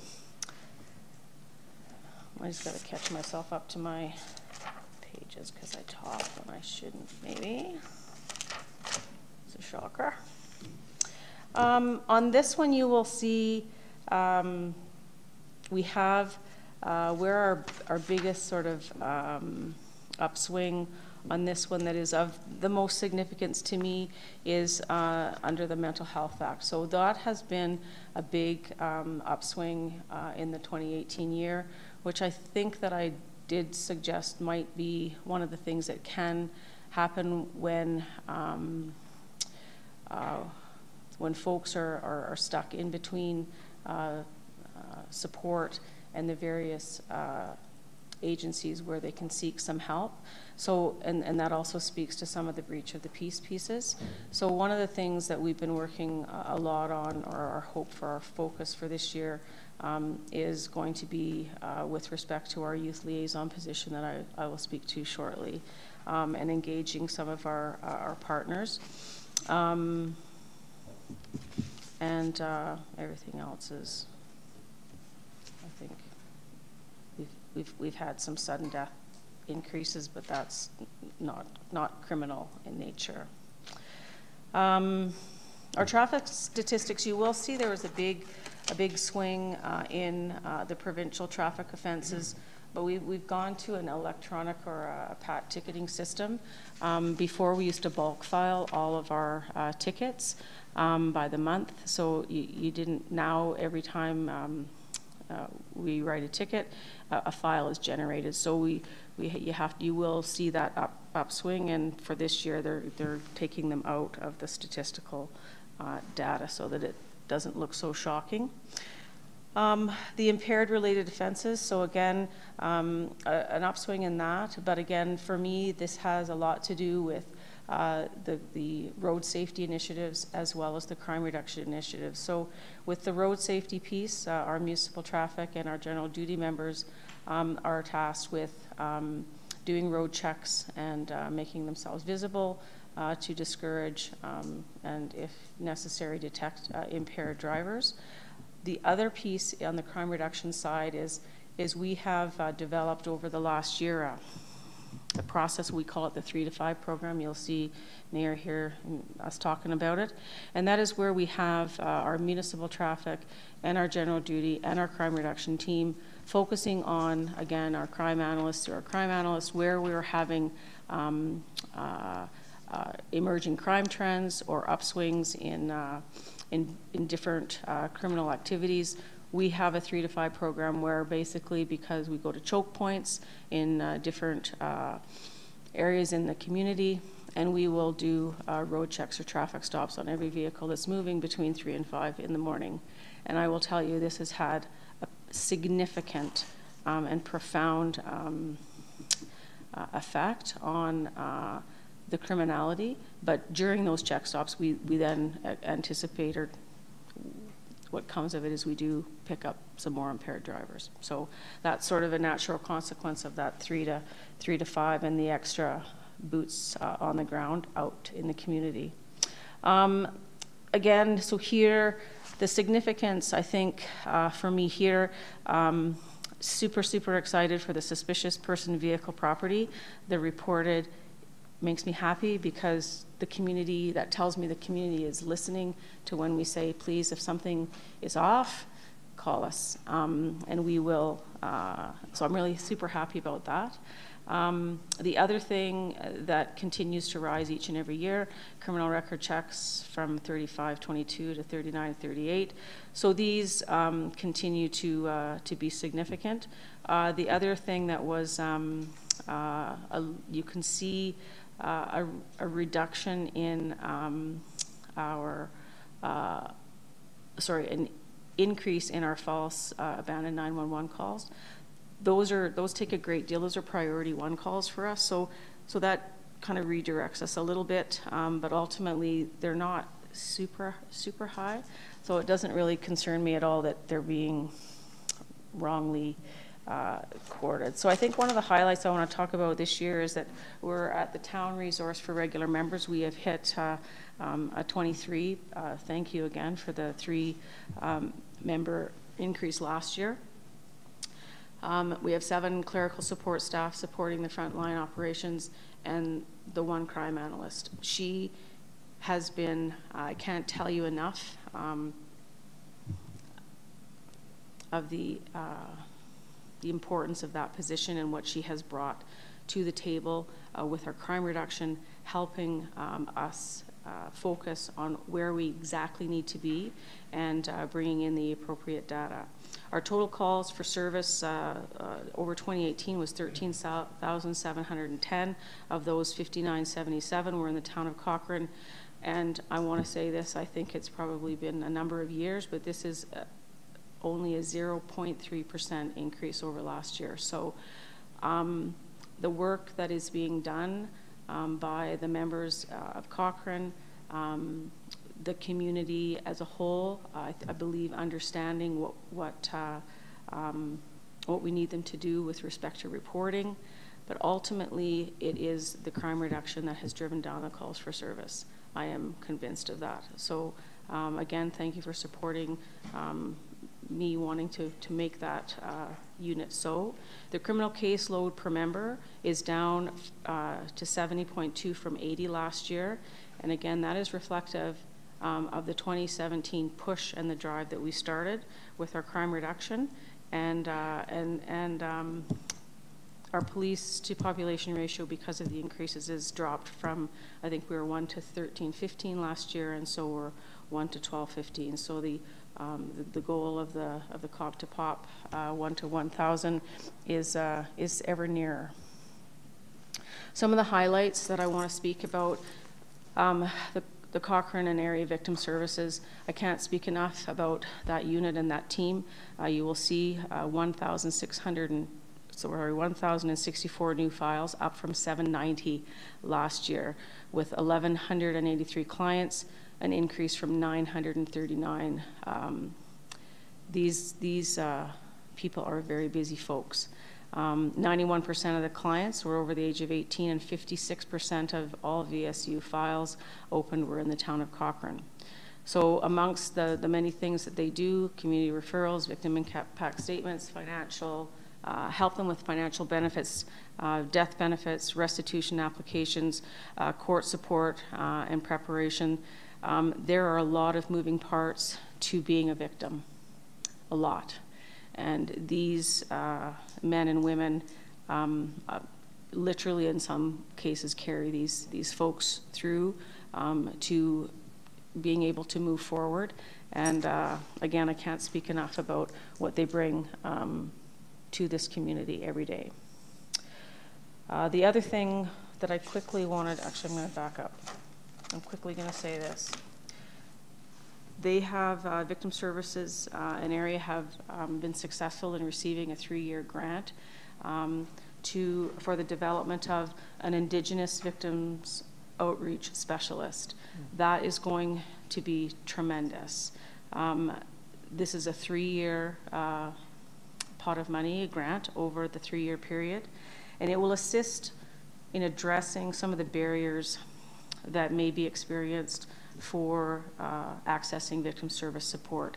So right now, the team, your team, is working on hiring and finding an Indigenous support worker, and we will be working closely with them to help develop that. And I'm really, really thrilled about this funding opportunity that they were granted. So one of the big highlights for me is finally, at long last, the school resource or youth liaison officer position is filled. We have Constable Nathan Moore is your is your youth liaison officer. Nathan started officially in February, but we actually flung him in to the schools in and around November just to get his feet wet, if you will. He is focusing right now, my priority for his focus is in the high schools and with the Cochrane Learning Center, focusing on the high-risk youth. And I'm going to go back to the slide where we had a big increase in our mental health calls and challenges. A great deal of these have to do with some of our high-risk youth who, for lots of different reasons, are in need of some support. So Nathan has been, he's in the other schools as well, but I've got him focusing primarily on that. He's working with Rocky View Schools to develop, so I look at it as a three-pillar approach with respect to my youth liaison on what I would like them to do. It's education, crime prevention, and relationships. Those are the three pillars that I want my youth liaison to focus on. And if he can build those relationships, all of the rest will come. It's very interesting. We had some stuff happen on a day off that Nathan was off, and at one of the schools that he's already been at, and they called him first, like they called him at home. So he's like, so already he is their go-to person. So I'm really, really excited about this. This will allow, general duty will still be a part of the schools, but Nathan will be able to spearhead and manage all of the things connected and related to the schools in Cochrane. Cochrane High School hosted this year, for example, the Olympic Torch Run. Ryan attended that, as did a couple of other members from our office. What the schools in this community do is quite remarkable, and if any of you had an opportunity to go and be a part of that, you would have been incredibly proud of the young people that live and go to school in Cochrane. It was something else. The other thing we bring is we continue with the party program. So I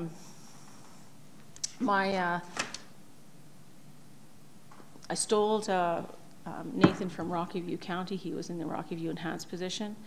He is a tremendous fit, and he's a natural at it. I was over at Holy Spirit with him the other day, and it's pretty interesting to see how he connects with the kids, regardless of the age. My granddaughter goes to Cochrane High, and there is nothing but chitter chatter as whether Constable Nathan's going to be at school today. So he's already having a positive impact, so thank you. Crime reduction, that's my baby, hey? I want to just tell you, we had 6 Tier 1 offenders that were identified as targets this year, in 2018. And as of March 18th, every one of them are in the bucket. Every one of them.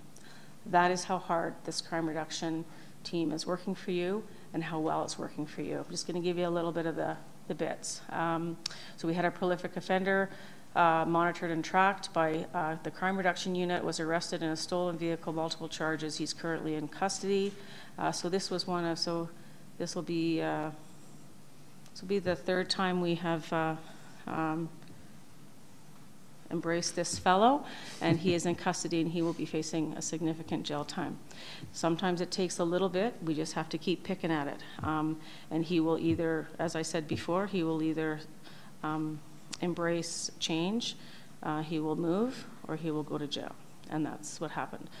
Crime trend identified. So this is your crime analyst at work. We were getting absolutely hammered in and around with mail thefts. In fact, I believe we were the #1 in the province of Alberta for mail thefts. And so we got together and said, Dana, we feel like there's a whole bunch of people from Calgary. There's got to be a whole bunch of people from Calgary. coming and doing these things. And so we said, can you go do your, anyway, I don't even know that she was gone 3 hours. She came back and she said, here you go. Yeah, so we did a project. We worked with Canada Post. We got some of our GPS trackers in some mail, and we have him, and he is in jail. And he will be in jail for a while. So I'm really, really pleased. We have had no mail thefts. We have had the amount of mail that we recovered from in and around Cochrane in this fellow's home in Calgary was remarkable. So again, that's your crime analyst, and that's what she brings to the table, and the crime reduction unit who puts together a project and comes through. 3 to 5, the crime reduction initiative, traffic stop, another jurisdiction, large amount of stolen property linked to a whole bunch of thefts from our area, and he's in custody. Another prolific offender, released, monitored tracking. One day, I don't even know if he was out 24 hours, but we're watching them when they come out. So we meet them and say, hello, I'm your new friend, and we're going to help you. Various crime reduction strategies. We've had bait vehicle, very, very successful with our bait vehicle. Tracked it to Chestermere, led again to identification of a multi-jurisdictional prolific offender from Calgary, and with tremendous success. Prolific truck thief of the unlocked running vehicles. We arrested him last year. He was sentenced to a couple years in jail, got out on the 9th. We monitored him, and in jail 24 hours later. He's in custody. Again, 3 to 5 program, 3 adults from Calgary, doing thefts from motor vehicles. Again, I talked about my 3 to 5 program, the choke points, stopped at 4:24 in the morning, arrested with break-in tools, a number of stolen property out of a bunch of vehicles in one of our subdivisions. So I'm really, really happy with the results. We have a lot of work to do. The thing about habitual offender management is it's a lot of work, but we are 6 out of 6. They've moved on for a little bit. So the policing strategies that I've got for 2019 in my head, I want to grow the Cochrane Crime Reduction Unit. So our analyst allows for precise offender focus for the deployment of resources to target those who commit the most crime. We now have 4 regular members supported by an analyst. We will have all 4 in place. Ryan, remind me, April 1st. So right now we've got 3. The good thing about that is Troy, who was Ryan's face for 2.5 years, he is the team leader of the Crime Reduction Unit. So very excited about what that unit is going to be able to do with 4+ Dana. So we need to continue to identify emerging crime trends and shift our focus and deploy as needed. The rural crime, same. What happens out there affects here, what happens in here affects there, which is why we've got 2 and 2 provincial resources on the Crime Reduction Unit and 2 town-funded positions. The public-facing crime map, that has been there's been a lot of positive feedback from the public. The one thing that I particularly like about it is it allows our citizens on patrol to have real-time information so they can help sort out their patrols without having to wait to hear things from us with respect to the latter real-time stuff as opposed to whenever we meet once a month. The other thing that I really want to focus on this year is our youth and school community liaison. So the position that you have graciously funded for this year, that position will go to be a second youth liaison position that will be a blend of a community CPO office. We have a tremendous amount of ask from community to be present in certain things. There are a number of really vital committees, youth related, that we just have not been able to have a permanent seat on. I see a place for that.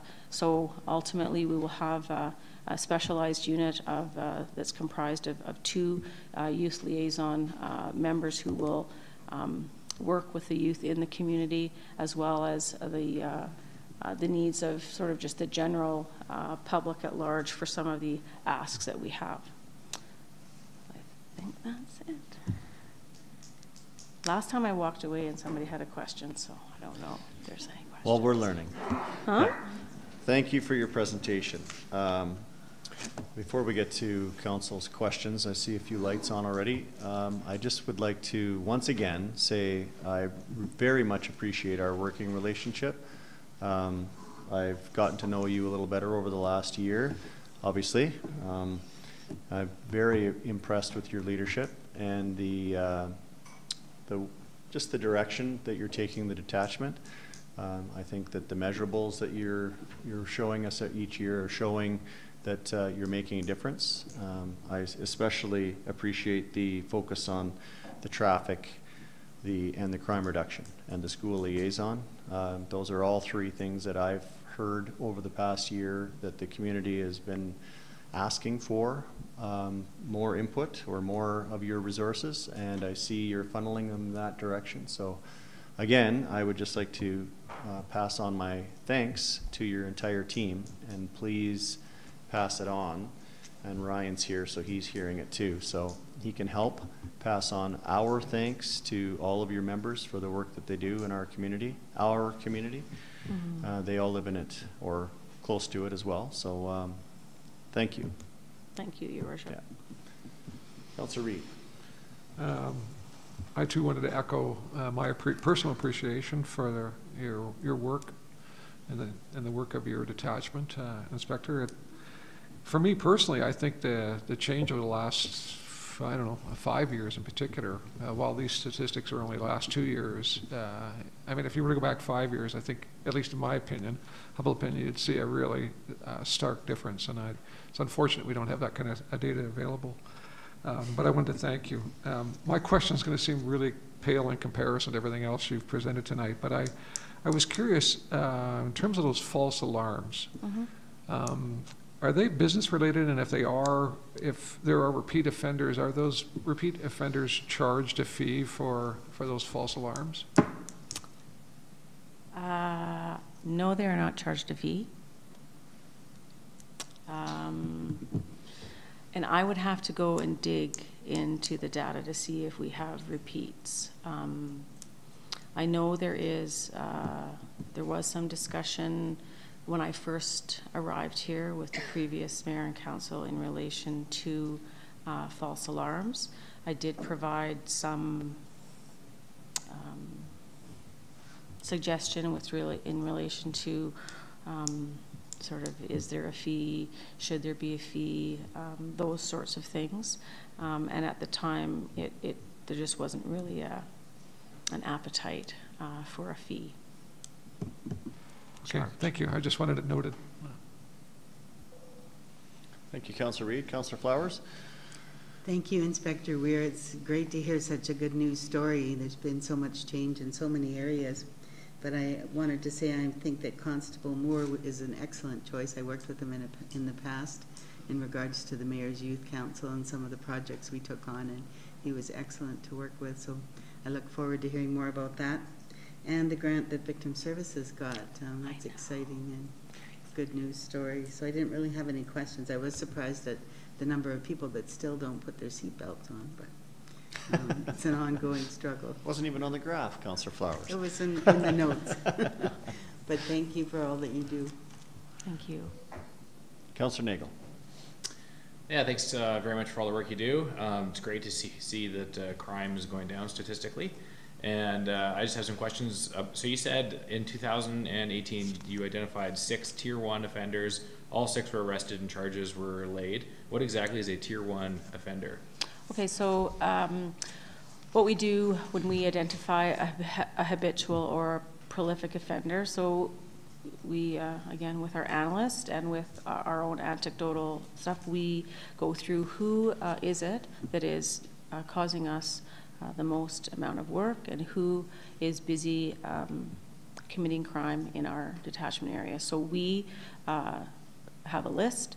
We have usually, I think we had a goal to have 4 this year, but we actually had so many, we shoved 6 in there and said these are the 6 people that we are going to target on. We are going to make sure that they are aware of our presence and that we work very hard to interrupt, disrupt whatever shenanigans and criminal activity they may be up to.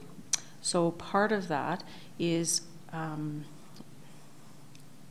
engaging them. So we interview them, we sit down with them, and we let them know that they have been identified as a habitual offender. We let them know exactly what we need from them. We ask them, what can we do for you? Do you need a job? Where are your struggles? Why do you go and turn to crime? They're all very honest and tell us exactly what it is. So we will offer to connect them to whether it's housing, whether it's potential for a job, all of those sorts of opportunities. Some will try. These particular 6 opted out of that option. So then we let them know that because most of them are released on some sort of bail, so we support parole and or probation by monitoring their bail. And our goal is to encourage compliance, not necessarily to find them in breach, but we want to help them be compliant to the judge's orders. So those 6, we choose them based on their criminal activity, their criminality. And those 6 so like I said, I can't say within the year, we have been very busy with those 6. We'll find them either in breaching or committing a new crime. They will go back before the courts, and it's just a matter of just keep them on track. And that's how we choose them. So those 6, so then underneath that 6, we have our tier 2 offenders, and so as soon as one is picked off from the tier 6, then we'll move somebody up. So we're always working a fair number of folks. Okay, and then my second and final point is an idea and a question about my idea. This past weekend, I noticed some suspicious activities alongside the highway, and it was out by Canmore. And I decided I wanted to call a non-emergency number to let the police know. And it was kind of a pain in the butt because I had to Google what is the non-emergency number, and then had to call and then sit on hold and stuff. But it got me thinking that we could be doing things to encourage people to making non-emergency calls, because I think a lot of people in my situation would do one of 2 things. One, they'd pick up the phone and call 911 because that's the number they know, which is bad because it puts pressure on 911 for non-emergency purposes. Or 2, they would choose to just not make a call because they don't know what number to call, and then a bunch of suspicious activity goes unrecognized.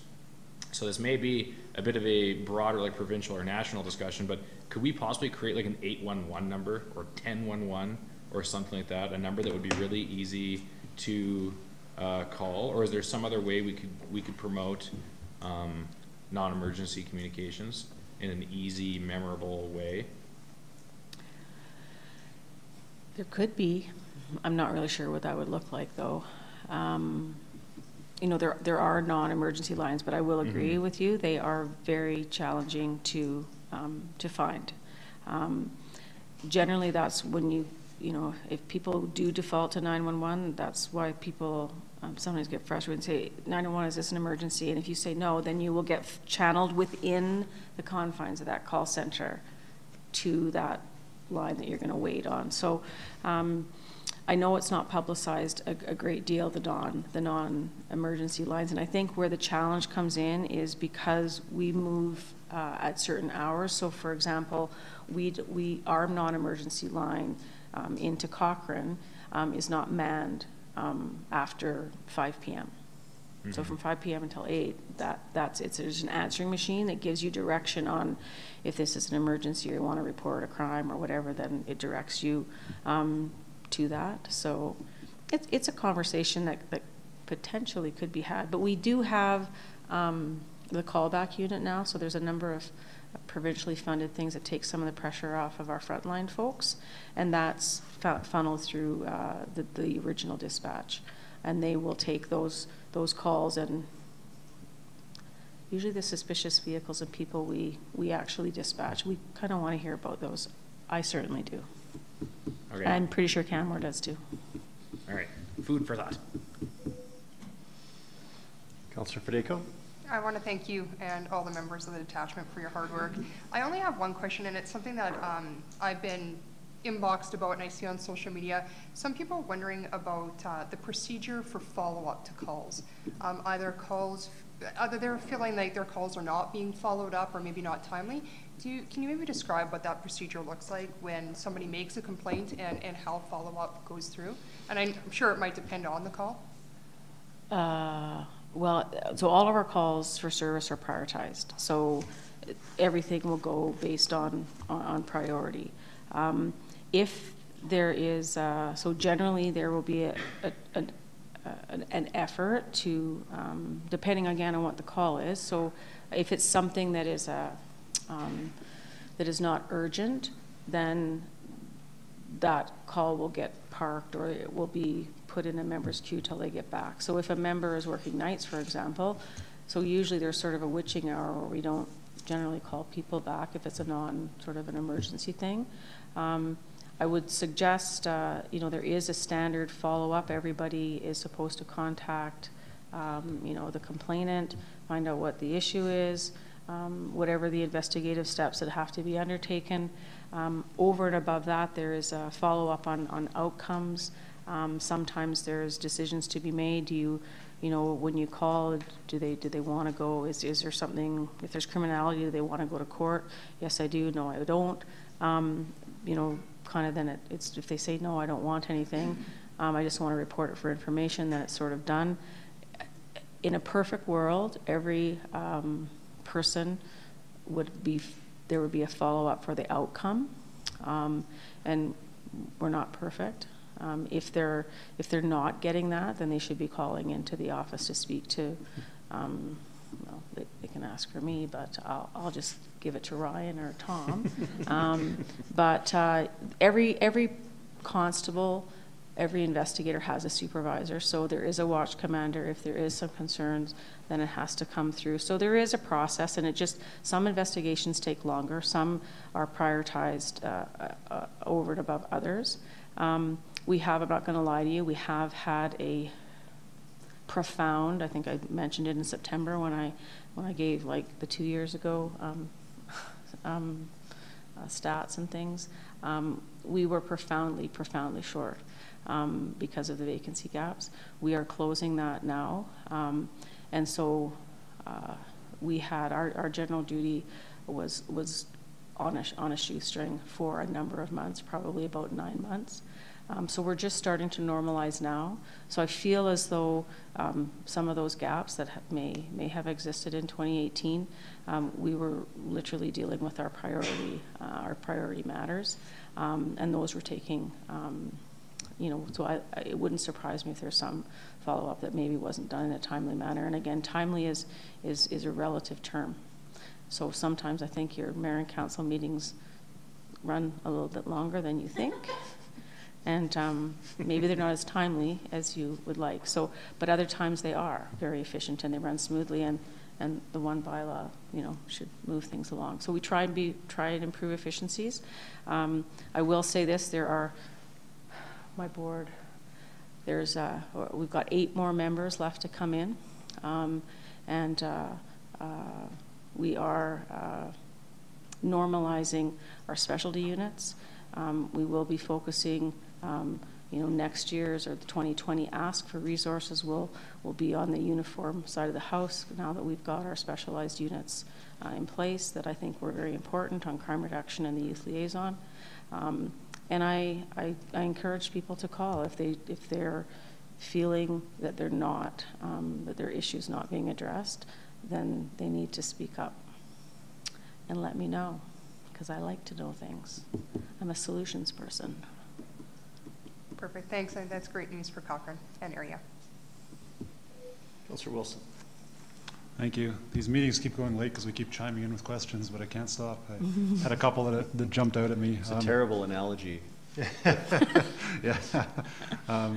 I appreciate the work you're doing, and I appreciated in the presentation us seeing some actual concrete examples of what the crime analyst was doing out there. It's nice to see that drops in front of us on a budget, and it's nice to see what that actually equates to when it comes to, when it's realized. The two things that jumped out at me, this time last year, we were sitting here and it seemed like social media and a lot of our inboxes were constantly being inundated by vehicle thefts, by a few hot spots in town where we saw vehicle issues, either thefts or just break-ins. It seems to have calmed down, calmed the waters. Is that, is there anything specifically that you can equate that to, or is it just our...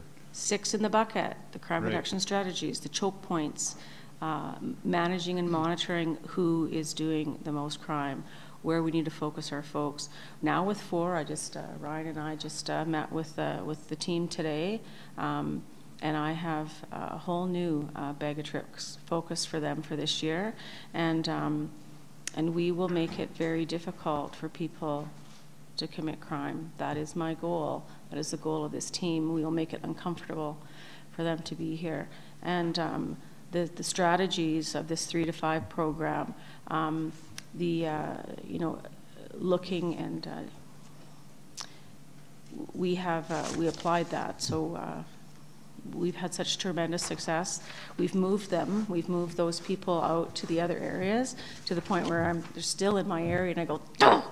So we take those same and we go, all right, it worked in Cochrane, it worked, look at the success we had in all of our communities in Cochrane, so we're going to go and apply it out there. Well, that's how we, within 2 weeks, Ryan, probably, that's how we identified a couple of vehicles related to this mail theft, how we said, these are the vehicles we have. Dana, go do your magic. Go to your platforms. Go to your intelligence platforms. Tell us who it is that's doing it. And we honestly thought there was going to be 4 or 5 different people. One person. So that's kind of, that analyst, like, we had him in jail in 2 weeks. And how she does her magic, I can't really tell you. I think that's why they are so well funded, but it's awesome. It's awesome. And what I think that, you know, under Ryan, with Troy at the helm on the ground, what I think that the crime reduction unit in Cochrane is going to do, we are going to be a force to be reckoned with. And we will grow it, but not right now, but it's awesome. Music to my ears, thank you. The stat that really jumped out at me was 13,710 calls, 5,977 within Cochrane, 44% within Cochrane. Is that a surprising figure to you, based on the population that you 56% of Cochrane? Well, 56% not in Cochrane. That's right. Calls, yeah. Yeah, so so anecdotally speaking, I can tell you that, so again, we're awesome. Provincially, the 2.2 drop for calls for service in the provincial area. So we rock. We're doing exactly, crime reduction is having the exact effect that we want it to have. And so everything will translate. And so I'm very, very, very pleased with the numbers. Well, thanks for your time. Appreciate it. Councillor Reid. I would recommend the council accept the RCMP Cochrane Municipal Detachment 2018 Mayor's Report as information. All right. So that wraps up our question period. Good thing you didn't walk away. No, I didn't want to do that this time. I felt All awkward those in last favor? time. Is carried. Thanks again for your report. Thank you. We'll see you tomorrow on the fireside chat, I understand. Yes. Yes. I will. No pressure. All right, moving through our agenda at RCMP pace. Little shot as you go out the door. Thank you. 7B, Municipal Enforcement 2018 Annual Report. Yes. Mr. Borsos. Hello, Mr. Mayor. Good evening, Mayor and Council. Hopefully everyone has my report in front of them. That is what I'm going to make reference to this evening. And I wanted to start out this evening by first of all saying how pleased I am to have joined the town in May of 2018. And what I would like to do with our report to Council this year is focus on municipal enforcement strategic direction and the highlights of the work our community peace officers do in the town of Cochrane. Since I've spent a great deal of time reviewing the section's operations and working on a community strategy in alignment with the community and the Council's strategic priorities. So we currently have 8 community peace officers in the section, as well as our administrative assistant and then our seasonal bylaw officer. As community peace officers, we are granted appointments and authorizations by the Solicitor General of Alberta to enforce delegated provincial legislations. The Municipal Government Act, along with our municipal bylaws and directives, provides our team with the authorization to enforce the town of Cochrane's bylaws. Our community peace officers address low-risk, high-priority community needs, working with community partners like the RCMP. We continue to address traffic safety and enforcement, animal control and education, and all other town of Cochrane bylaws. In July of 2018, the town introduced the Development Compliance Officer to the section, and this position works closely with planning and focuses largely on the land use bylaw. The inclusion of this position supports effective development and enforcement in the town of Cochrane. One of the primary benefits of the unit is the direct interaction between members and the community. At large, community peace officers work with schools, our local service groups, providing public education and information about the various bylaws and how they are enforced. Community peace officers make positive contributions to our community through interaction, education, and mediation.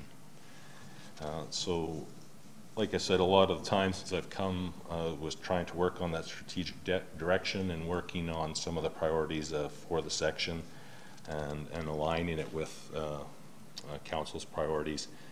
So I broke that down into number 1, our priority, efficient management and service delivery.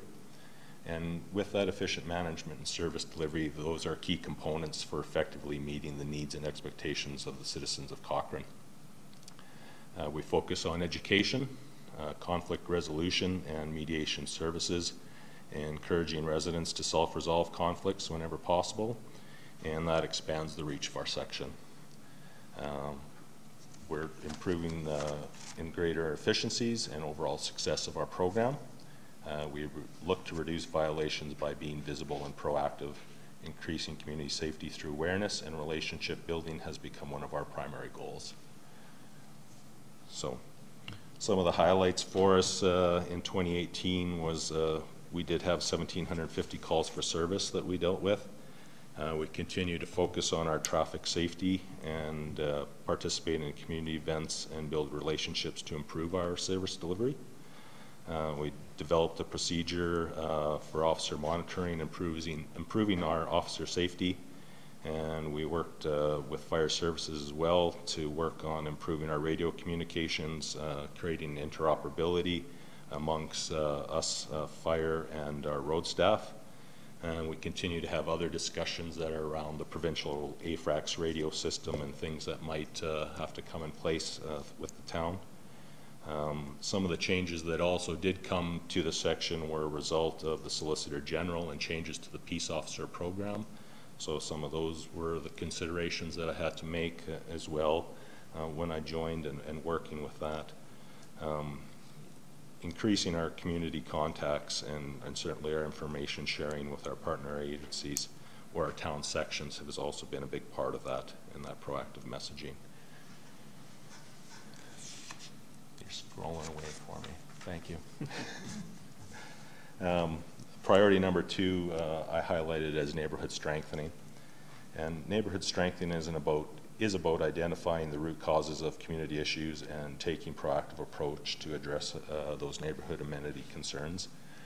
So as community peace officers, we understand that education and compliance of both property and housing standards play a significant role in achieving this goal. Again, I mentioned our development compliance officer joining the section, but the implementation of that position in the town and working closely with planning has certainly played a big part in that.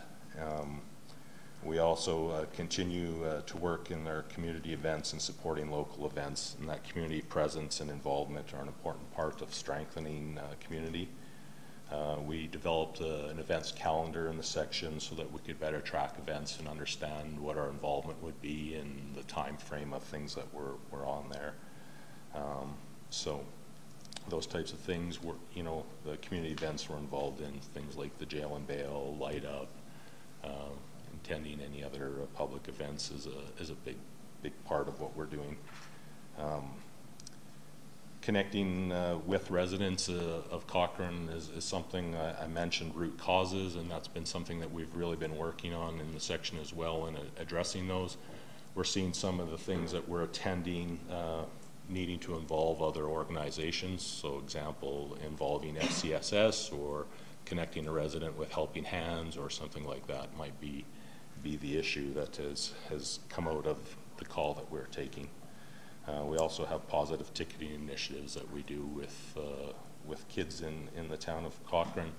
So if we find them on the pathway, you know, wearing the helmet on while they're riding their bike or something, and providing them with a positive ticket for being responsible with those types of things. So just increasing that visible presence and being a part of that neighborhood strengthening has been a big part of it. And thank you. Priority 3 outlined as traffic safety. So community peace officers ensure that roadways are safe for Cochrane residents and visitors who share our roads, sidewalks, and pathways. Through various provincial and municipal legislation, CPOs strive to meet these responsibilities using both education and enforcement. I have to give credit to the team. They've been very busy in 2018 and really have adopted that.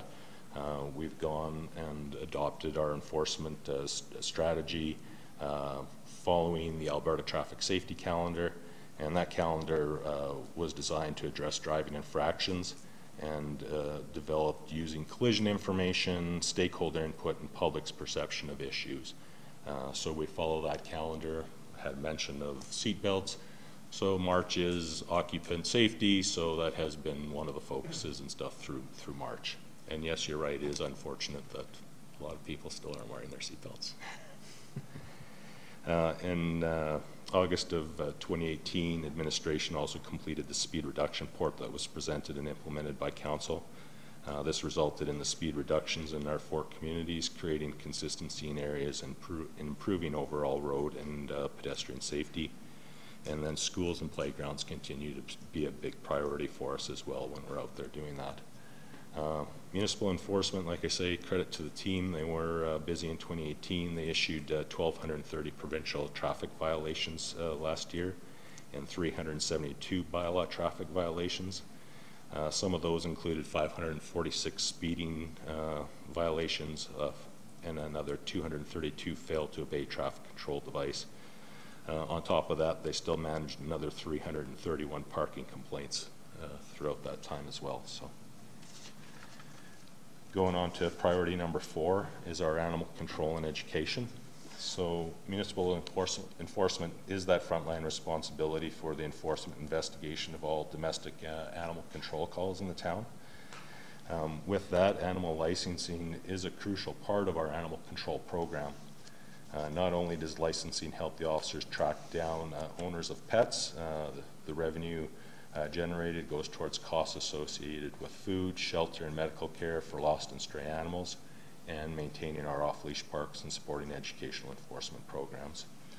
Some of the highlights through there is that we continue to work to educate the public on responsible pet ownership, and this includes our officer interactions, presentations, and a communication strategy for the messaging.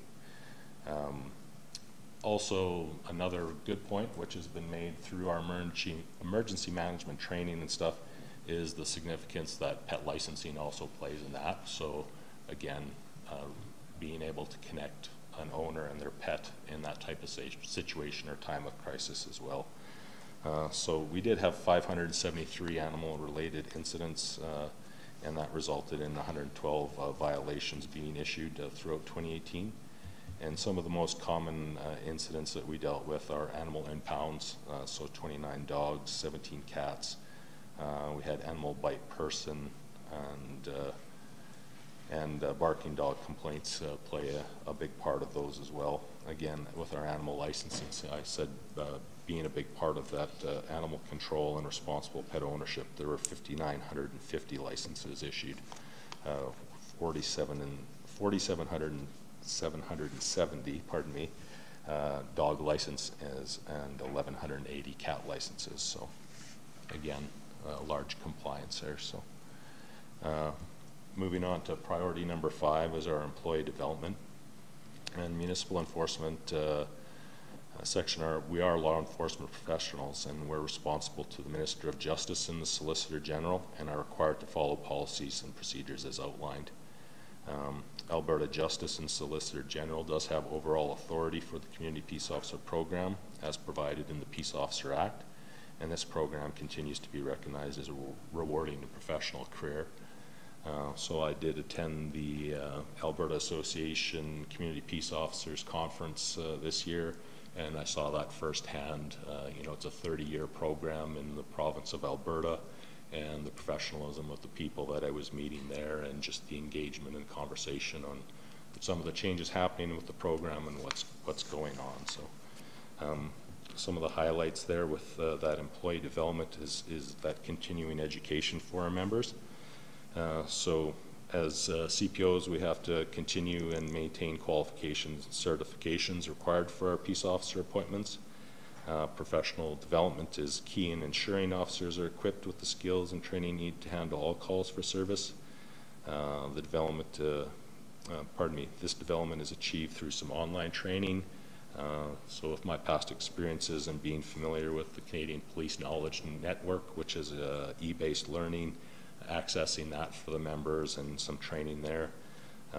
Again, attending our educational conferences and some information sessions that are being hosted by the Solicitor General. We also have our tactical training, which is also maintained for arrest and control, baton, and our OC or oleo resin capsicum spray training, as well as first aid and health and safety requirements. And I understand the mayor's quite interested in attending our training. So, yeah. You just want to taser me. Don't have, so it won't happen. So we continue to always look to other training opportunities to engage our staff and make sure that we're working again with that employee development and improving that service delivery. So another big part of that I find with our employee development is I find the section itself, members are mentors. We're involved with the Mount Royal University practicum students through the Justice Program. So we have practicum students starting with us in May, and then we also have the Bylaw summer position that comes in, which is a big part of mentorship and stuff for the members in the section and working with those individuals. So, and priority 6 is identifying our community needs. So the municipal enforcement section does strive to be receptive to the growing needs of the community. This is accomplished through several lines of communication, which include participation in community events, listening to the citizens of Cochrane, and receiving direction and feedback from council. So again, I will highlight our implementation of our development compliance officer in that, which does align with council's priorities to focus on improved development. We also had the speed reduction report that we presented to council again. I feel that traffic safety with a focus on school and playground zones is a big part of that community connectivity. So traffic safety playing a part in that, and working to improving our existing traffic flows and focusing on those problem areas. This does also include our pathways and our pathway patrols that the officers do, and then community engagement highlighted as a priority in the neighborhood strengthening. Really been pushing that with the events calendar and being involved. The question was asked regarding RCMP regarding follow-up with complainants and so forth. Again, big portion of what we do, making sure that when we receive those complaints, following up with the complainant and making sure that we understand what the complaint is. So with that, I would like to conclude at this time that the municipal enforcement section works to maintain a high level of public safety, neighborhood strengthening, and community presence through our professional service delivery. We're looking forward to 2019 and continue to advance these priorities and positive impacts in the community. Thank you very much. Well, thank you for your in-depth report. As I mentioned to Inspector Weir, I have also gotten to know you a little better over the last time, or your time here. Yeah. And I've appreciated our working relationship as well. So, and I look forward to getting to know you better, whether it be at the hockey game or just your baton practice or training that I would like to attend, which I understand I'm not allowed to own after the training, which is the whole reason I wanted to go in the training. But I appreciate your strategic direction tonight, and I also wanted to pass on thanks that to your group, your team. I think we all know this is primarily a thankless job. If not, it's the opposite of thankful. And I think you need to hear it from us, how much we appreciate the work that your team does, and you in specifics in leading your team. I think any time that I've interacted with your group over the year and a half I've been involved here has been, they've always carried themselves professionally. They've always been, they wave to people on the street. They're interacting in the community in a way that I'm proud of. And I just wanted to pass that along to your group. So thank you very much. We'll now open it up to council for questions. Councillor Federico. I'm going to use Councillor Reid's line, and I echo what Mayor Janine said, because he's always the one to say that. I really only have one question, and that's around the speed reduction portion. Sure. Since that has been implemented, what are you noticing as far as speeding in those very specific areas? Has it been helpful? Do you have stats maybe looking back at August from 2018 to August 2017 or somewhere in there, just so we can have some sort of comparison? I didn't pull any stats regarding that, but just engaging the officers who do most of our moving violations, they have seen an improvement. We have seen, I would say, less infractions in those areas and stuff, and we are seeing a very high compliance from the community. So. Awesome. I mean, when it comes to certain areas, I'm not sure, and I don't expect you that you're going to reveal it out here in the public, but for floating around through different communities, because that's one thing that I have heard is that, you might be in one community, but why are you not in another community? How do you establish where you go on a basis, maybe per week or day or whatever that looks like? So I'll go back to reference to our traffic safety. So with that, we use selective techniques as well as targeted traffic projects. So selective techniques would be patrolling, and so officers observing in the area or complaints from the community about areas that problems have been identified in, and then again following that Alberta traffic safety calendar. So for example, like you said, March being occupant safety, officers will set up in an area where they could watch that type of activity and see what's going on. With that, normally when they set up, they will result in more than just the seatbelt tickets, distracted driving, and those types of things, so forth. And unfortunately, we can't be in all areas at the same time, so we do try and float that through based on, like I say, what the community might have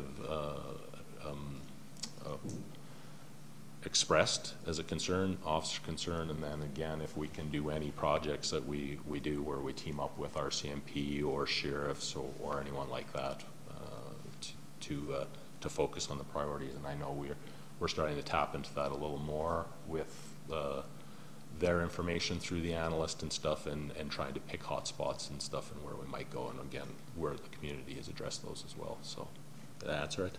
Yeah, that does. I would love to see at some point, obviously not in a huge rush, but some stats of those 4 specific areas where it comes to speeding or the speed reductions that have been implemented to really see whether or not it has been useful. I mean, those are things that I always try to gauge whether or not when you bring something like that forward is a big change for our community, and whether or not just things are getting better, because some of the comments that I hear is that things aren't. So I guess I'm just curious as to what kind of data we can to make that move, make me feel a little bit better about it anyways. I would have to dig in to see if I could pick that data out specifically for those areas regarding that. Okay, yeah, like I said, no rush. Councillor Wilson? 2 questions, if I may. The new CDO, is it the Development Officer? Yep.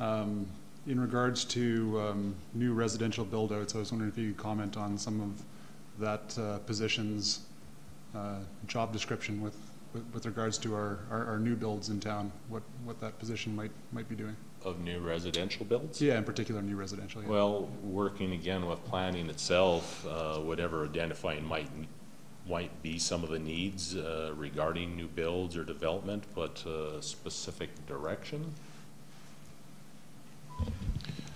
Through the chair to Councillor Wilson, I think in the new areas particularly, they look at, I think, the mud on the roads, especially as we're in this time of the year.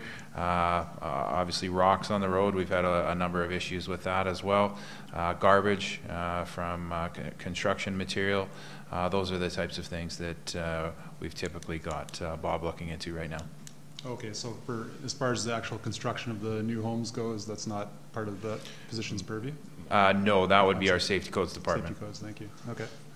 And totally separate, the new provincial ruling about photo cameras and photo radar speeding, I guess, that's come down. Does that have any impact on us? I know we don't do any camera Well, we don't have any automated enforcement, so I guess that would be a bigger topic of what we wanted in the community, and if that's the direction that we want it to go.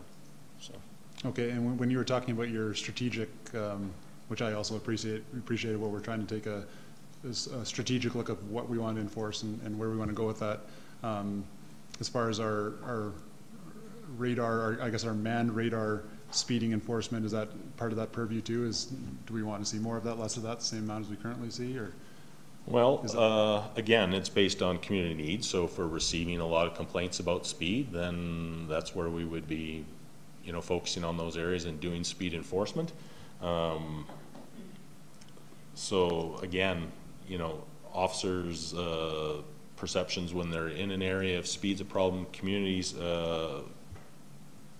handing those complaints over to us, and again, just following that traffic safety calendar on what's some of the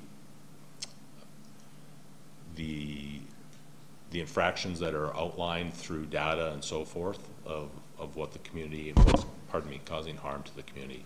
So, did I answer that? Yeah. So you did. Thank you. Going through the year now, I guess it would be based on the feedback that your team is receiving. What we'll be focusing on more this year and the year beyond, as far as. Well, more of the strategy falls into that traffic safety calendar. So the calendar is outlined, and that is a big part of our strategy, what we do. So like I say, through the data that they collect, using that collision information, stakeholder input, and public's perception of the issues, those have been identified as some of the key dangers on the roadway. So those are the things that we'll try and focus on.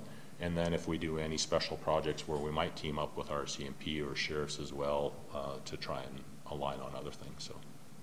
Okay, thank you. Councillor Reid? The recommended action that council accept the municipal enforcement 2018 annual report as information. Also move. Okay. Just had one last question. Sure. No, it's all good. Motion hadn't been put on the floor yet. I get quite a few emails from people complaining about being targeted by bylaw.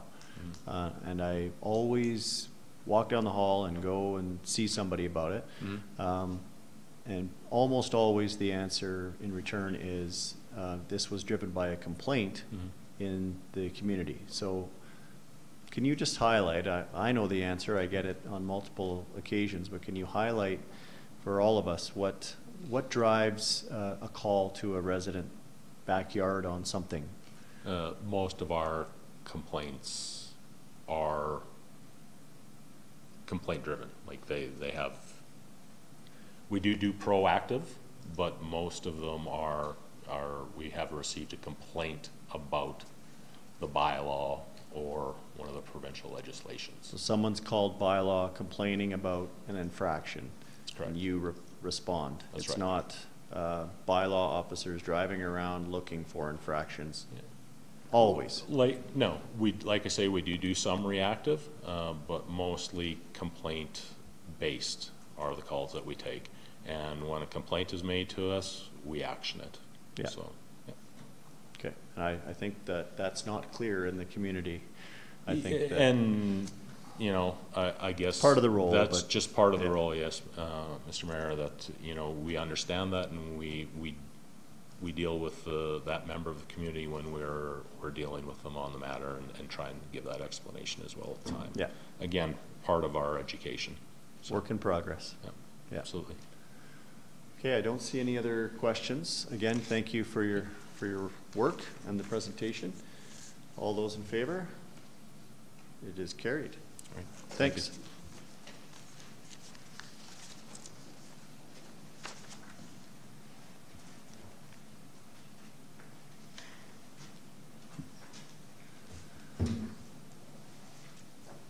A full lineup of emergency services tonight.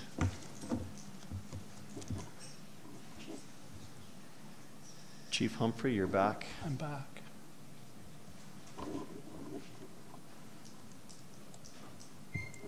Can I scroll it?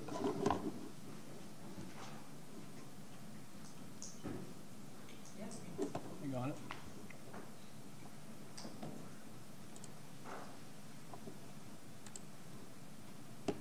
When my hand stops moving. All right. Thank you for the opportunity to present our Fire Services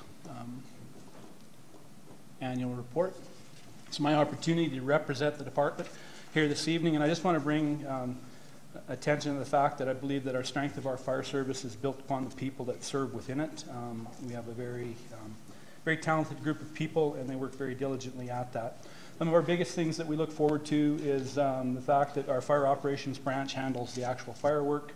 Our prevention branch actually handles the actual prevention or pre-planning components, and that fire administration does the best we can to administer all of those programs and keep everything on an even track.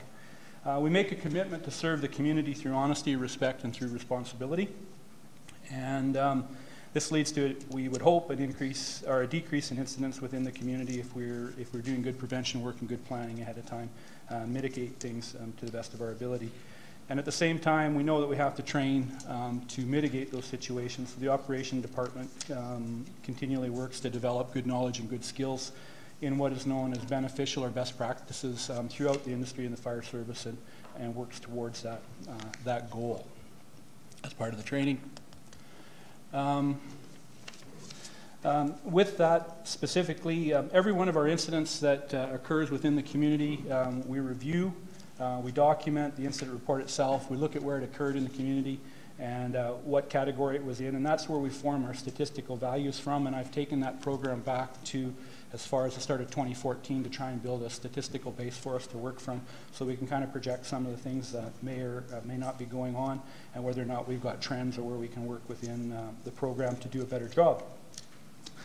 Specifically to that end, fire education is one of the biggest things. If we can get out in front and we can educate the public, especially younger people, about good, safe living habits and things around the home, I think that'll pay dividends to us in the long run in the community. So specifically to public education, the prevention officer responsible for that portion conducted 149 public education events within the community. And I've got them broken out there. Our largest one was our school visits, which are classroom visits, and we had a total of 48 different classroom visits. And also fire drills, and those include all of the schools as well. So there was 34 drills across the community that are in public-facing buildings. Just the home safety one there, just so you realize, we don't conduct inspections in homes, only if we're asked to by a tenant. So sometimes people will ask, can you come and look at our house and tell us if we're being fire safe or not? And we will actually go and do a home fire inspection. public engagements as well, and then our seniors groups, we always try and work with the seniors groups, and we put on a special presentation in each one of the facilities so that we, again, can give the best public education we can ahead of time to people in those facilities across our community. All of this work is generally conducted under the Safety Codes Act for Alberta. A lot of people don't realize that, and within the Safety Codes Act there are a number of different disciplines, and of course we're working under the fire discipline. We also regulate this in frequency, and we regulate that frequency through what we call a quality management plan, which we file.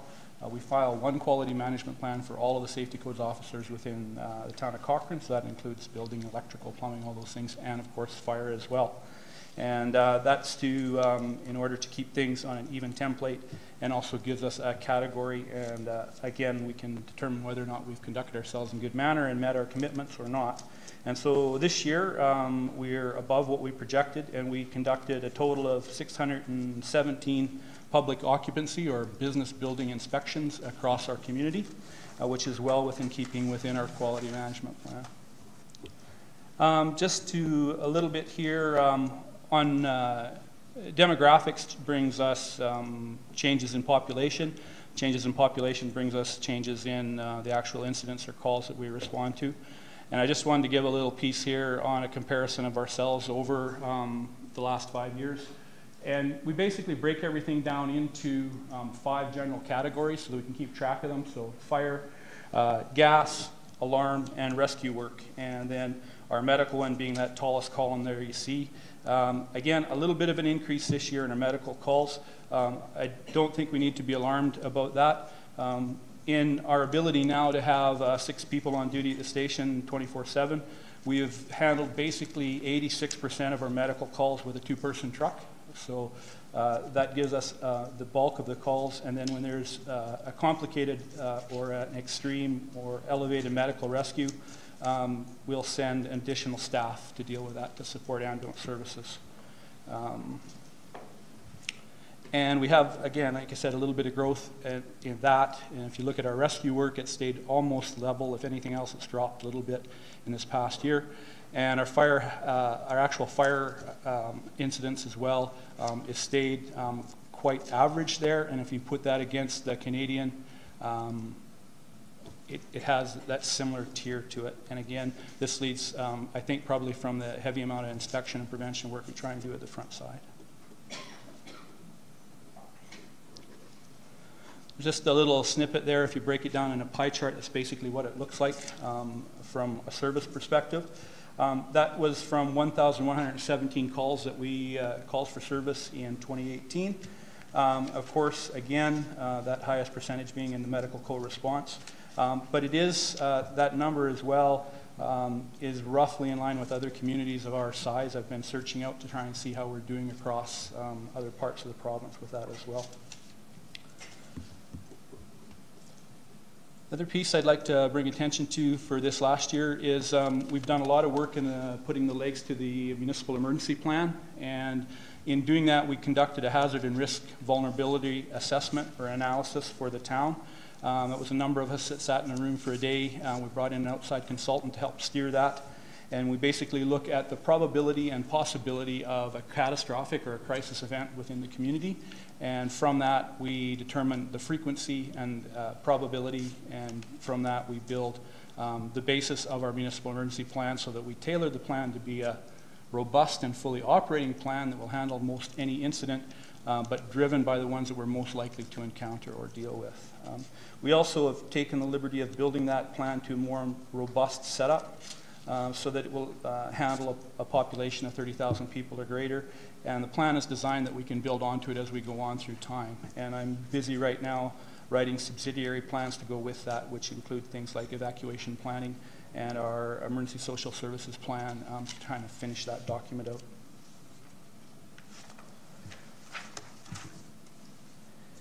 out. We're still working diligently under the Forest and the FRIA program with our Fire Smart hazard reduction within the community.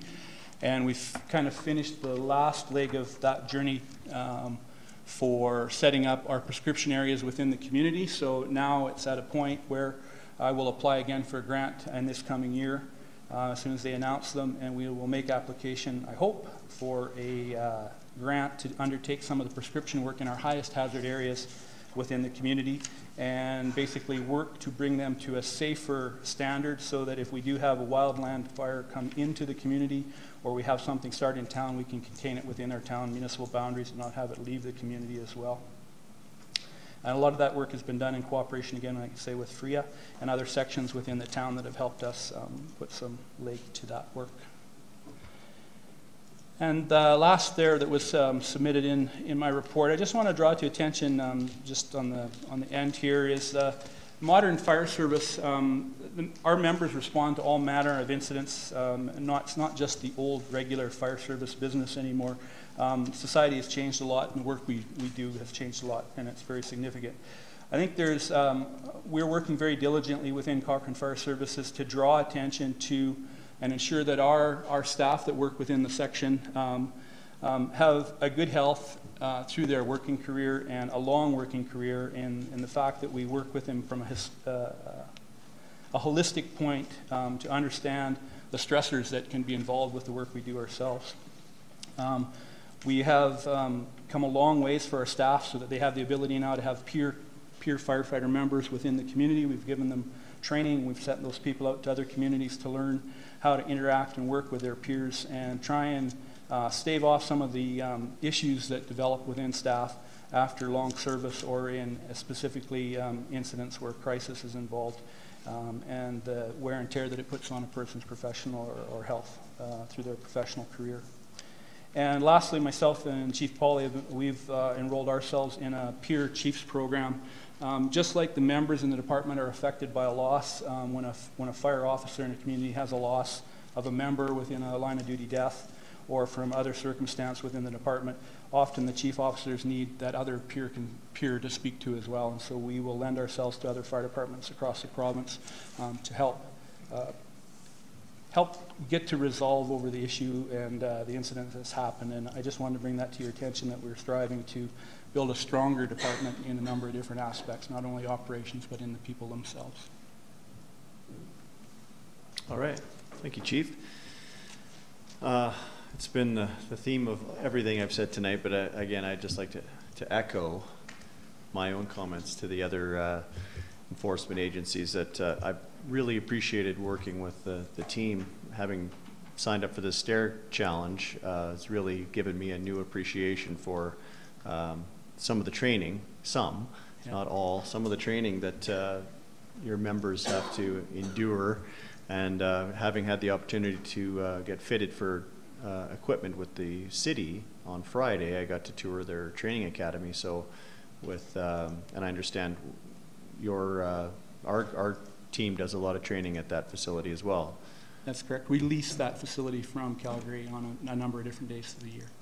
Excellent. Yeah, I was very impressed with just the setup there, but also that the number of hours that each recruit would have to go to become a firefighter, some of the rigors that they go through. I mean, I'm struggling to get upstairs, and that is, in fact, when you guys go to work, is when you get to the top, and I'm just struggling to get there. So whole new appreciation for what you guys go through. Really appreciated being brought into the hall and welcomed and taken care of by your members. So just thank you to them and to yourself. And I really look at some of the initiatives that you're doing, and especially around the mental health, I think is a really, really good initiative. So thank you for your work. Thank you. Councillor Federico. Thanks to all the members' hard work that work for Cochrane Fire Services. I only have one question. When you look at that steady growth, and I know that I'm probably asking you to make a prediction, but when do you assume that we will be looking at a second hall or a satellite of some kind to come into effect?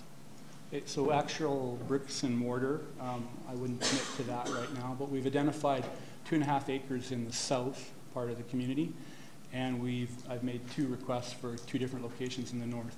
And just so you know, I have to have a fairly significant amount of information to work with before we make that decision. It's not just based on response time, because I have to figure out what's called a response polygon. And what that is, it's an 8-minute circle around a perceived station or station firehouse location within a community. And what we look for is how are we going to travel within that community. So I need to see most of the development stuff start to flesh out so I can see where the roads are, because that polygon is built on road segments of travel time from the station, right? What we look for is a little bit of an overlap between polygons, but not a huge overlap, because we're wasting resources, and not a gap, because then someone in the gap loses out on service, right? And the other part too is for a community of our size, where we'll go with stations won't be huge bricks and mortar stations like you see in cities. There are other ways to do that. And so examples of that are typically firehouses or shared facilities where we can cohabitate with other sections of the community. And there's a number of those around the province where you may be in with a parks organization or a road transport organization. That's another part of the community fabric as well. And the fire station would be in alongside it. And I guess the other thing would be the amount of officers that are going to need to go with this, because that's the other thing. I mean, we can build a satellite, we can build a big building, but obviously we have to staff it. And so I guess it's more that understanding of when we need to start doing those hirings so that we're not hit with all of a sudden everything all at once, I guess, if that makes sense. And that's correct. We are maximizing our staff. We work, as you know, on a part-time or a full-time casual complement sort of thing. So we use casuals in those positions. And the other for us as well is, you know, large fires, if like we had in Fireside, we can't deal with that with a single unit or 2-unit call sort of thing. So we, again, as we grow until we get there, we make use of our mutual aid agreements, and we have our partner agencies come in and provide service to us. And our timings were still well within reason on that call, and we used 2 outside engines from outside departments to come to help us. But it's there, we're planning for it, and as I know more of what's going to be built out in the community, then we'll make sound decisions for where the next stations go. Perfect, thank you. Any other questions of the chief? No? I need a motion. Councillor Reid? Recommended action, a motion that council accept the Fire Services 2018 annual report for information. All those in favor? It's carried. Thank you. You're sticking with us for the emergency management plan. It's hard to say.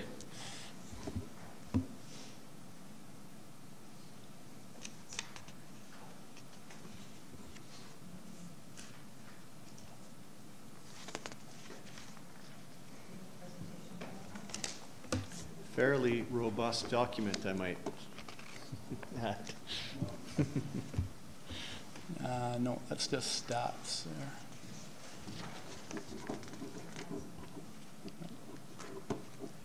Okay, so there will be no overhead presentation in this presentation. What I have come forward with here this evening is the municipal emergency plan. So we spoke a portion of that in the fact that it's driven by a bylaw, which is under the Emergency Management Act for Alberta, and we condense that in and form our municipal bylaw for emergency management. And then from that comes an emergency management plan, which we have created for the town of Cochrane. It's built in an expandable format and basically contains the leading information that we would need to start our work into a crisis, and then from that we build our capacity by adding staff to handle the crisis under a specific program, which is called the incident command structure, which we build into the municipal emergency plan. Our plan that we had in the past was sort of a provincial document that they set up as a framework and allow you to make additions to it as you see fit to make it fit the community. What we did was we went right back to ground zero and started with hazard risk vulnerability assessment, and from that built our municipal emergency plan. In doing so, we tried to pick out the best plan that we could from other municipalities. We looked at other styles and formats and developed this one. We brought a consultant to help us do that work because it gets us the newest and the best information and produced what we felt would be the best results. And we have now got a document that is expandable and can be managed and can be applied to a number of different events and can be added to over time. It basically is broken down into basically 5 components. There's an actual overview of emergency operations. There's an emergency response guide for specific incidents. There's a number of position checklists that relate to those people that are working in the Incident Command Center, or what we call the ECC, to give them a template to steer their work through the emergency incident itself. And then from that are the hazard-specific action plans, and those are the ones that I had alluded to a little bit earlier that I've started into now, where we will actually have an evacuation plan, we will have emergency social services plan over time, and we will add those to build more resiliency into the plan itself to direct the operations within the community. And the last section is basically the procedures for recovery roles and procedures, so that after the event is over, we then can go through the recovery portion of that within the community and develop a plan to repopulate the area, move people back into their houses, or reconstruction, those sorts of things as we go through the emergency operation in its entirety.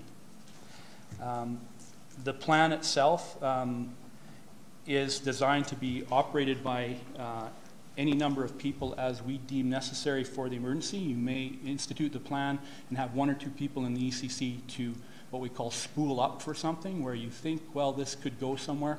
And so we'll set up the ECC and we'll operate at a low capacity until we see what the event is actually going to produce, and or we can add on to that as we go. So, the plan itself is to be reviewed at least annually, and we've chosen November to be our month to go through the document, go through our actions for that year, anything that we've made a change to or enlightened that we want to make a change to, and look after that through November. Produce the new plan that's ready for the next year. Well, thank you, Chief. I know there was a great deal of work that went into this plan. I see you guys, like I said before, down the hall working on some of the emergency protocols that you've put in place. So in a sense, this is the document that tells you how to do your, not do your job, but what protocol to follow in case of catastrophe. So we may be hearing about things, social media, phone calls, etc., but you've enacted this plan long before that and already at work doing your job. Correct. Yeah. Awesome. Yeah, and I just want to say, I think in those emergencies, that's when we all, we have this fairly robust document here, but it's in those instances where we fall back on this and really hope that you've done your homework here, and I see that, and I'm really glad to see that you have. Like, this is a pretty major improvement from the document we had in place. Not to say that it was poor, just that I think the fact that we're upgrading it every year and taking a look at how we're doing things, and I see the training that you guys are going through down the hall, and the drills and the enactments of I think you're going through one coming up soon again. And I just, I mean, it's one of those things that the community really takes for granted, I think, until we need it. So I'm really happy that we've done this work. Yeah. Councillor McFadden. Thank you. Yes, I'd like to move that Council endorse the Municipal Emergency Management Plan version 2019, and I just want to congratulate the team on being forward-looking and getting ahead of this. It looks like we're ready to go. That being said, we're in spring season, and every few years we have an emergent flood issue. Ready to go for any flood issues we might have this season? So far, so good. How we determine that is we work with the River and Forecasting Center for the Government of Alberta, and we have numerous measuring stations around the province, and we have 3 located along the Bow River here, sort of thing. So the meteorologists do the snowpack assessment in the mountains. They translate that into runoff, and they use river gauges to correlate that. And if we have a normal spring with nothing too scary in around the first part of June for as far as extra precipitation, everything should be pretty normal. Excellent. Thank you very much. Councillor Reid? Do we have to do the 10 o'clock thing? We should do a motion to go past 10. But you Okay. can, you've got 1 minute, so we Okay, I'll should make do a it quick. motion to go past 10. Okay, I'll do the 2 questions first. Actually, these are questions to administration. So just in terms of the consultant that was hired, was that part of our budget this year or last year? Last year's. And it was accounted for? Yes, it was. Okay. This is a more broader question. I just wondering what percentage of the overall budget is associated with the protective services, the RCMP, the fire, the municipal services. What percentage of our overall budget is allocated for that group of people? 50%, 40%? Give me a ballpark. Okay. Mr. Devanna? I'm going to guess between 25 and 30%, but with the RCMP being part of that, with their contract, and then the second biggest expenditure area is going to be fire, and then the third is going to be municipal enforcement. So approximately 20, let's say 20 to 25%. So it's curious, just going back to our bylaw, that we have this protective services committee that is inactive. Yet 25% of our budget is allocated towards those services. I'm just curious as to why we don't have that protective services committee active.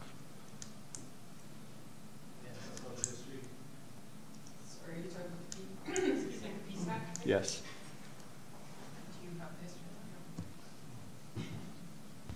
So, sorry, to answer your question, Councillor Reid, just to clarify why the Protective Services Committee is not active, not the Emergency Management Committee. Okay. The council at the time when it became inactive, the focus of that group was to determine the location. The last focus of that group was to determine the location of the RCMP station. So that was the last task that they had to do. And following that task, there was nothing really concrete that they had to do. So council made it inactive. There has been talk recently of maybe looking at it, becoming active again. With the inspector that we have now, specifically in the RCMP area, and some of the action that's happening and the work that all 3 areas, fire, municipal enforcement, and RCMP are doing with the community, at this time it hasn't been deemed a need to come forward because they are interacting directly with the community as opposed to just a committee. Okay. But it would be a direction of council should you choose to want to do that again. But at this time, I know we've met with a number of the community that have asked about it. There's been a few community members, and I know that they've been met with, and they understand that each area is working together, but they're also working to engage with the community to deal with some of those community issues. Yeah, I guess my question is, just when I look at the bylaws that we just passed, the terms of reference seems a little different than just building a building. And for me, if we have representation on the Spray Lakes and on the library and all these other groups, you would wonder why for 25% of our budget or whatever it is, that we wouldn't have some representation with that group. But maybe you're right, maybe there's no need. I'm just raising it as a question. Yeah, at the time there wasn't a need, and that was a council decision. So they really were struggling to find something to do, to find purpose and direction within that terms of reference. So then they became more like a task force. They had a task to get done, which was council assigned them to come and report on what the best location of the new RCMP detachment would be. And after that, they just did not find that both the members or council found that it was serving a purpose. Okay, thank you. I'll make a motion then when we pass 10 o'clock, or whatever that motion is required to go on. We'll just take a break from the emergency management plan. You've Sure. got a motion to go past 10. Right. All in favor of that? I don't perceive we'll be too far past 10. Opposed? I'm usually the one that's opposed. Carried, thank you. Just further to that, is your question more in regards to how the 3 agencies are interacting together with the town? Exactly. Chief, can you speak to that point? Like you're not operating in a silo. Municipal enforcement, certainly not. We're in the same building. Right. We share joint work, and we've already started to change what we're doing so that we're more closer together. Even as simple as radio communications that are baseline, we've worked on that. Historically, my last work with the RCMP, that's up to me. I make a pilgrimage over there as necessary, every couple of weeks maybe, but for sure at least once a month, but there's no direct interface between staff per se, right? There is opportunity for that. I've worked in systems before where there are committees, but we, again, it's up to council. We seem to be able to work together. We meet in the street and get the work done without any troubles at all. Okay. Yeah.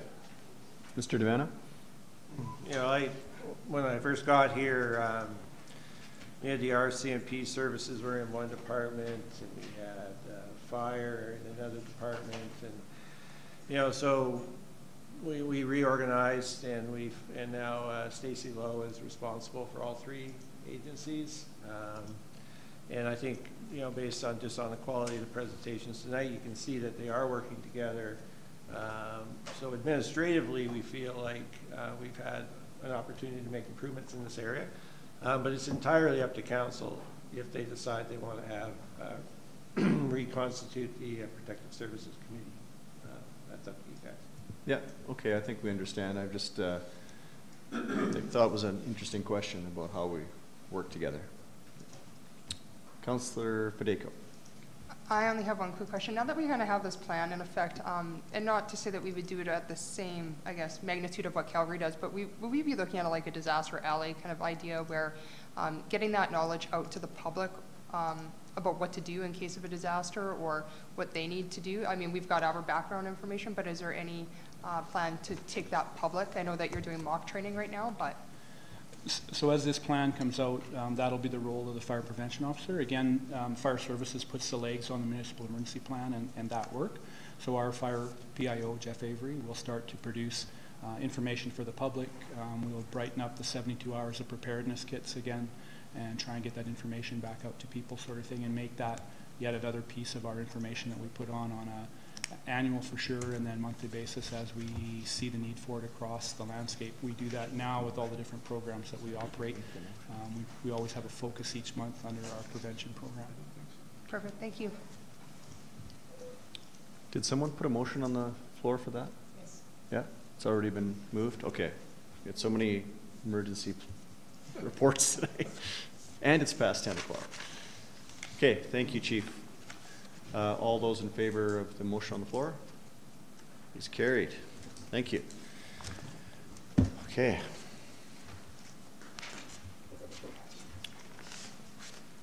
Mayor's report, super long tonight. No, it's not. Yeah, we did, yes. Keep it brief. First, do we need a motion to proclaim? No? Okay, I'm just going to proclaim April 7th to the 13th, National Volunteer Week.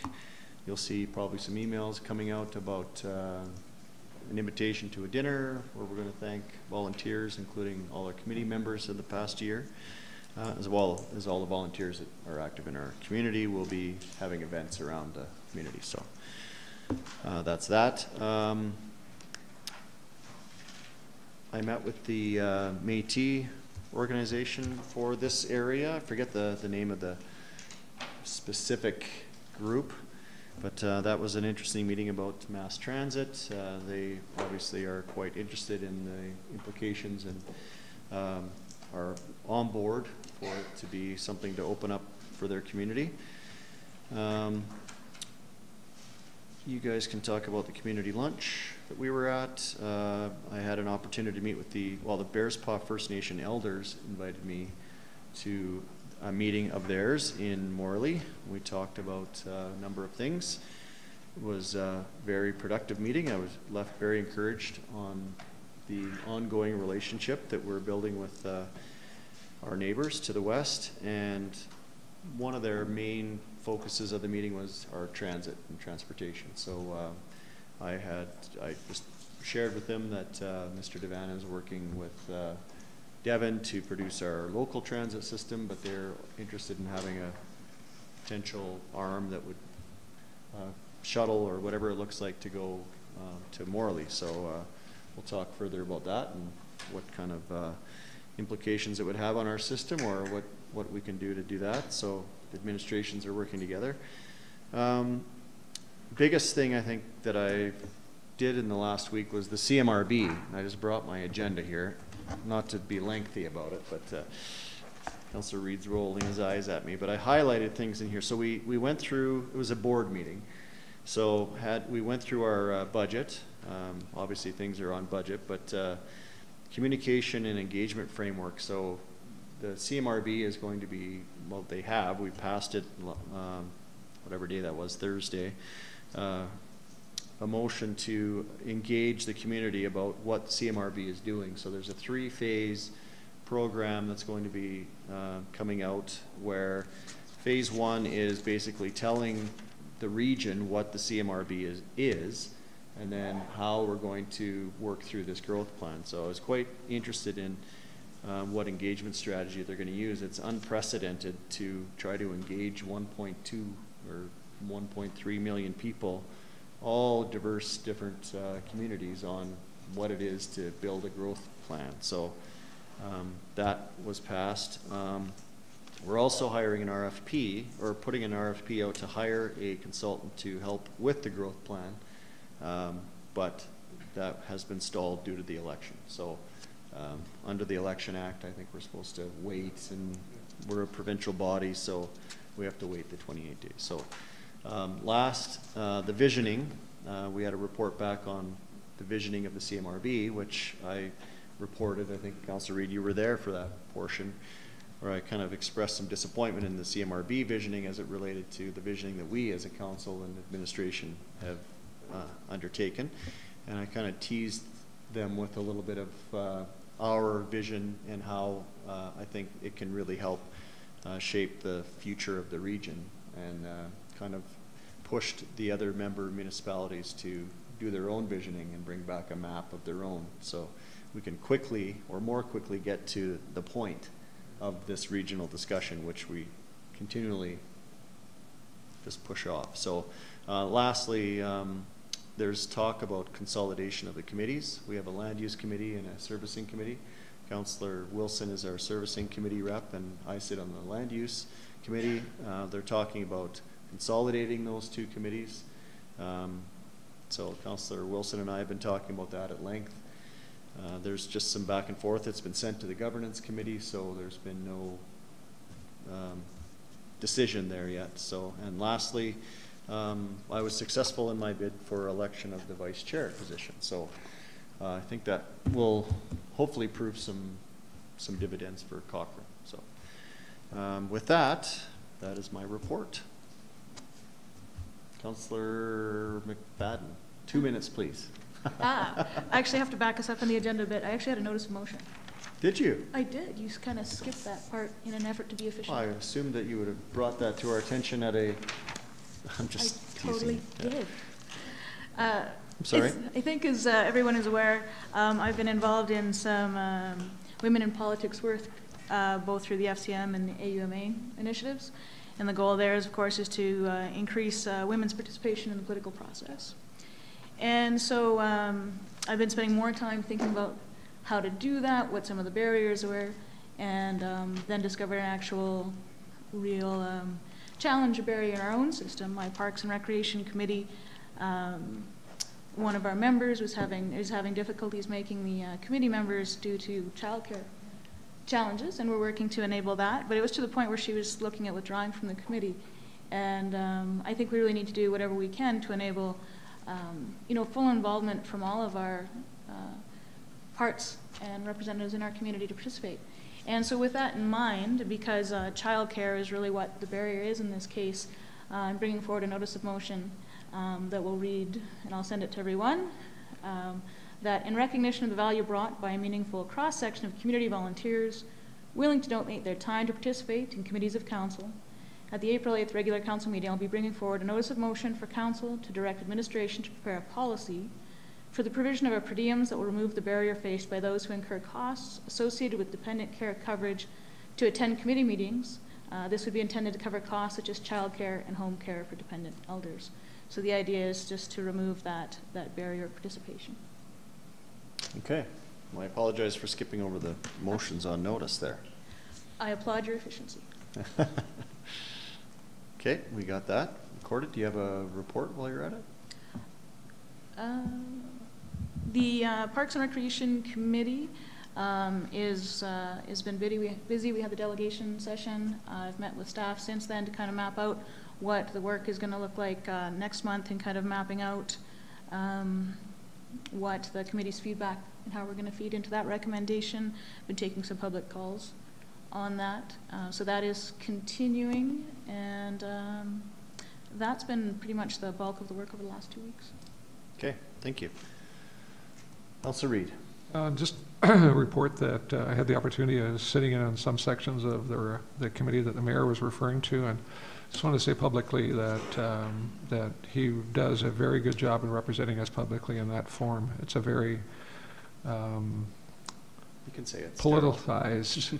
Well, he said a board meeting. It was a boring meeting. That's the truth of it is, but it was a very politicized meeting, and he did very well in terms of being able to position the town in our position. So I just wanted the public to recognize that, having had the opportunity to participate in that discussion and seeing his role. Just two other quick things. I have my first SDAB meeting tomorrow night. I'm looking forward to that. And the Spray Lakes Rec or Sports Center board is on Thursday morning. So 2 meetings coming up, and looking forward to both of those. Great. Thank you. Councillor Flowers. I just thought I'd mention the 3 community events I attended last week. The community lunch was fun, cooking with Patrick and yourself, Mayor. We worked really hard on our hamburger soup, and it was really awesome. We fed about 50 to 60 people, I think. It seemed like 160. And you snuck out on the cleanup there at the end. And we also were bowling for Big Brothers Big Sisters. 4 of us were there, and we had a really great time and raised some good money. We won an award for being the most spirited team, which was really cool. And the third one was a pregnancy care center. Councillor Fadeco and I both attended that, and they put on a really great event and highlighted their programs and made some good money. Pies that we're selling, one went for $5,000. Excellent. Councillor Fadeco. Other than those ones, I just have one thing to report, that myself and Councillor Wilson and the mayor were at Spray Lakes Family Sports Center on the weekend, and we did the first part of engagement for strategic priorities, and I have to say that we weren't given the public beatdown. It was it's quite interesting to see what people thought our priorities, what some of our top priorities were. I thought it was a great event, and we had lots and lots of engagement. At least we did in the morning. I don't know what you guys did in the afternoon. Oh, it was way busier in the afternoon, wasn't it? I think we had roughly 200 people, I think, that we engaged with at that. I think that was a really good opportunity. With that, I don't see anybody else has anything to report. No? Then I think we're wrapped. This meeting is terminated.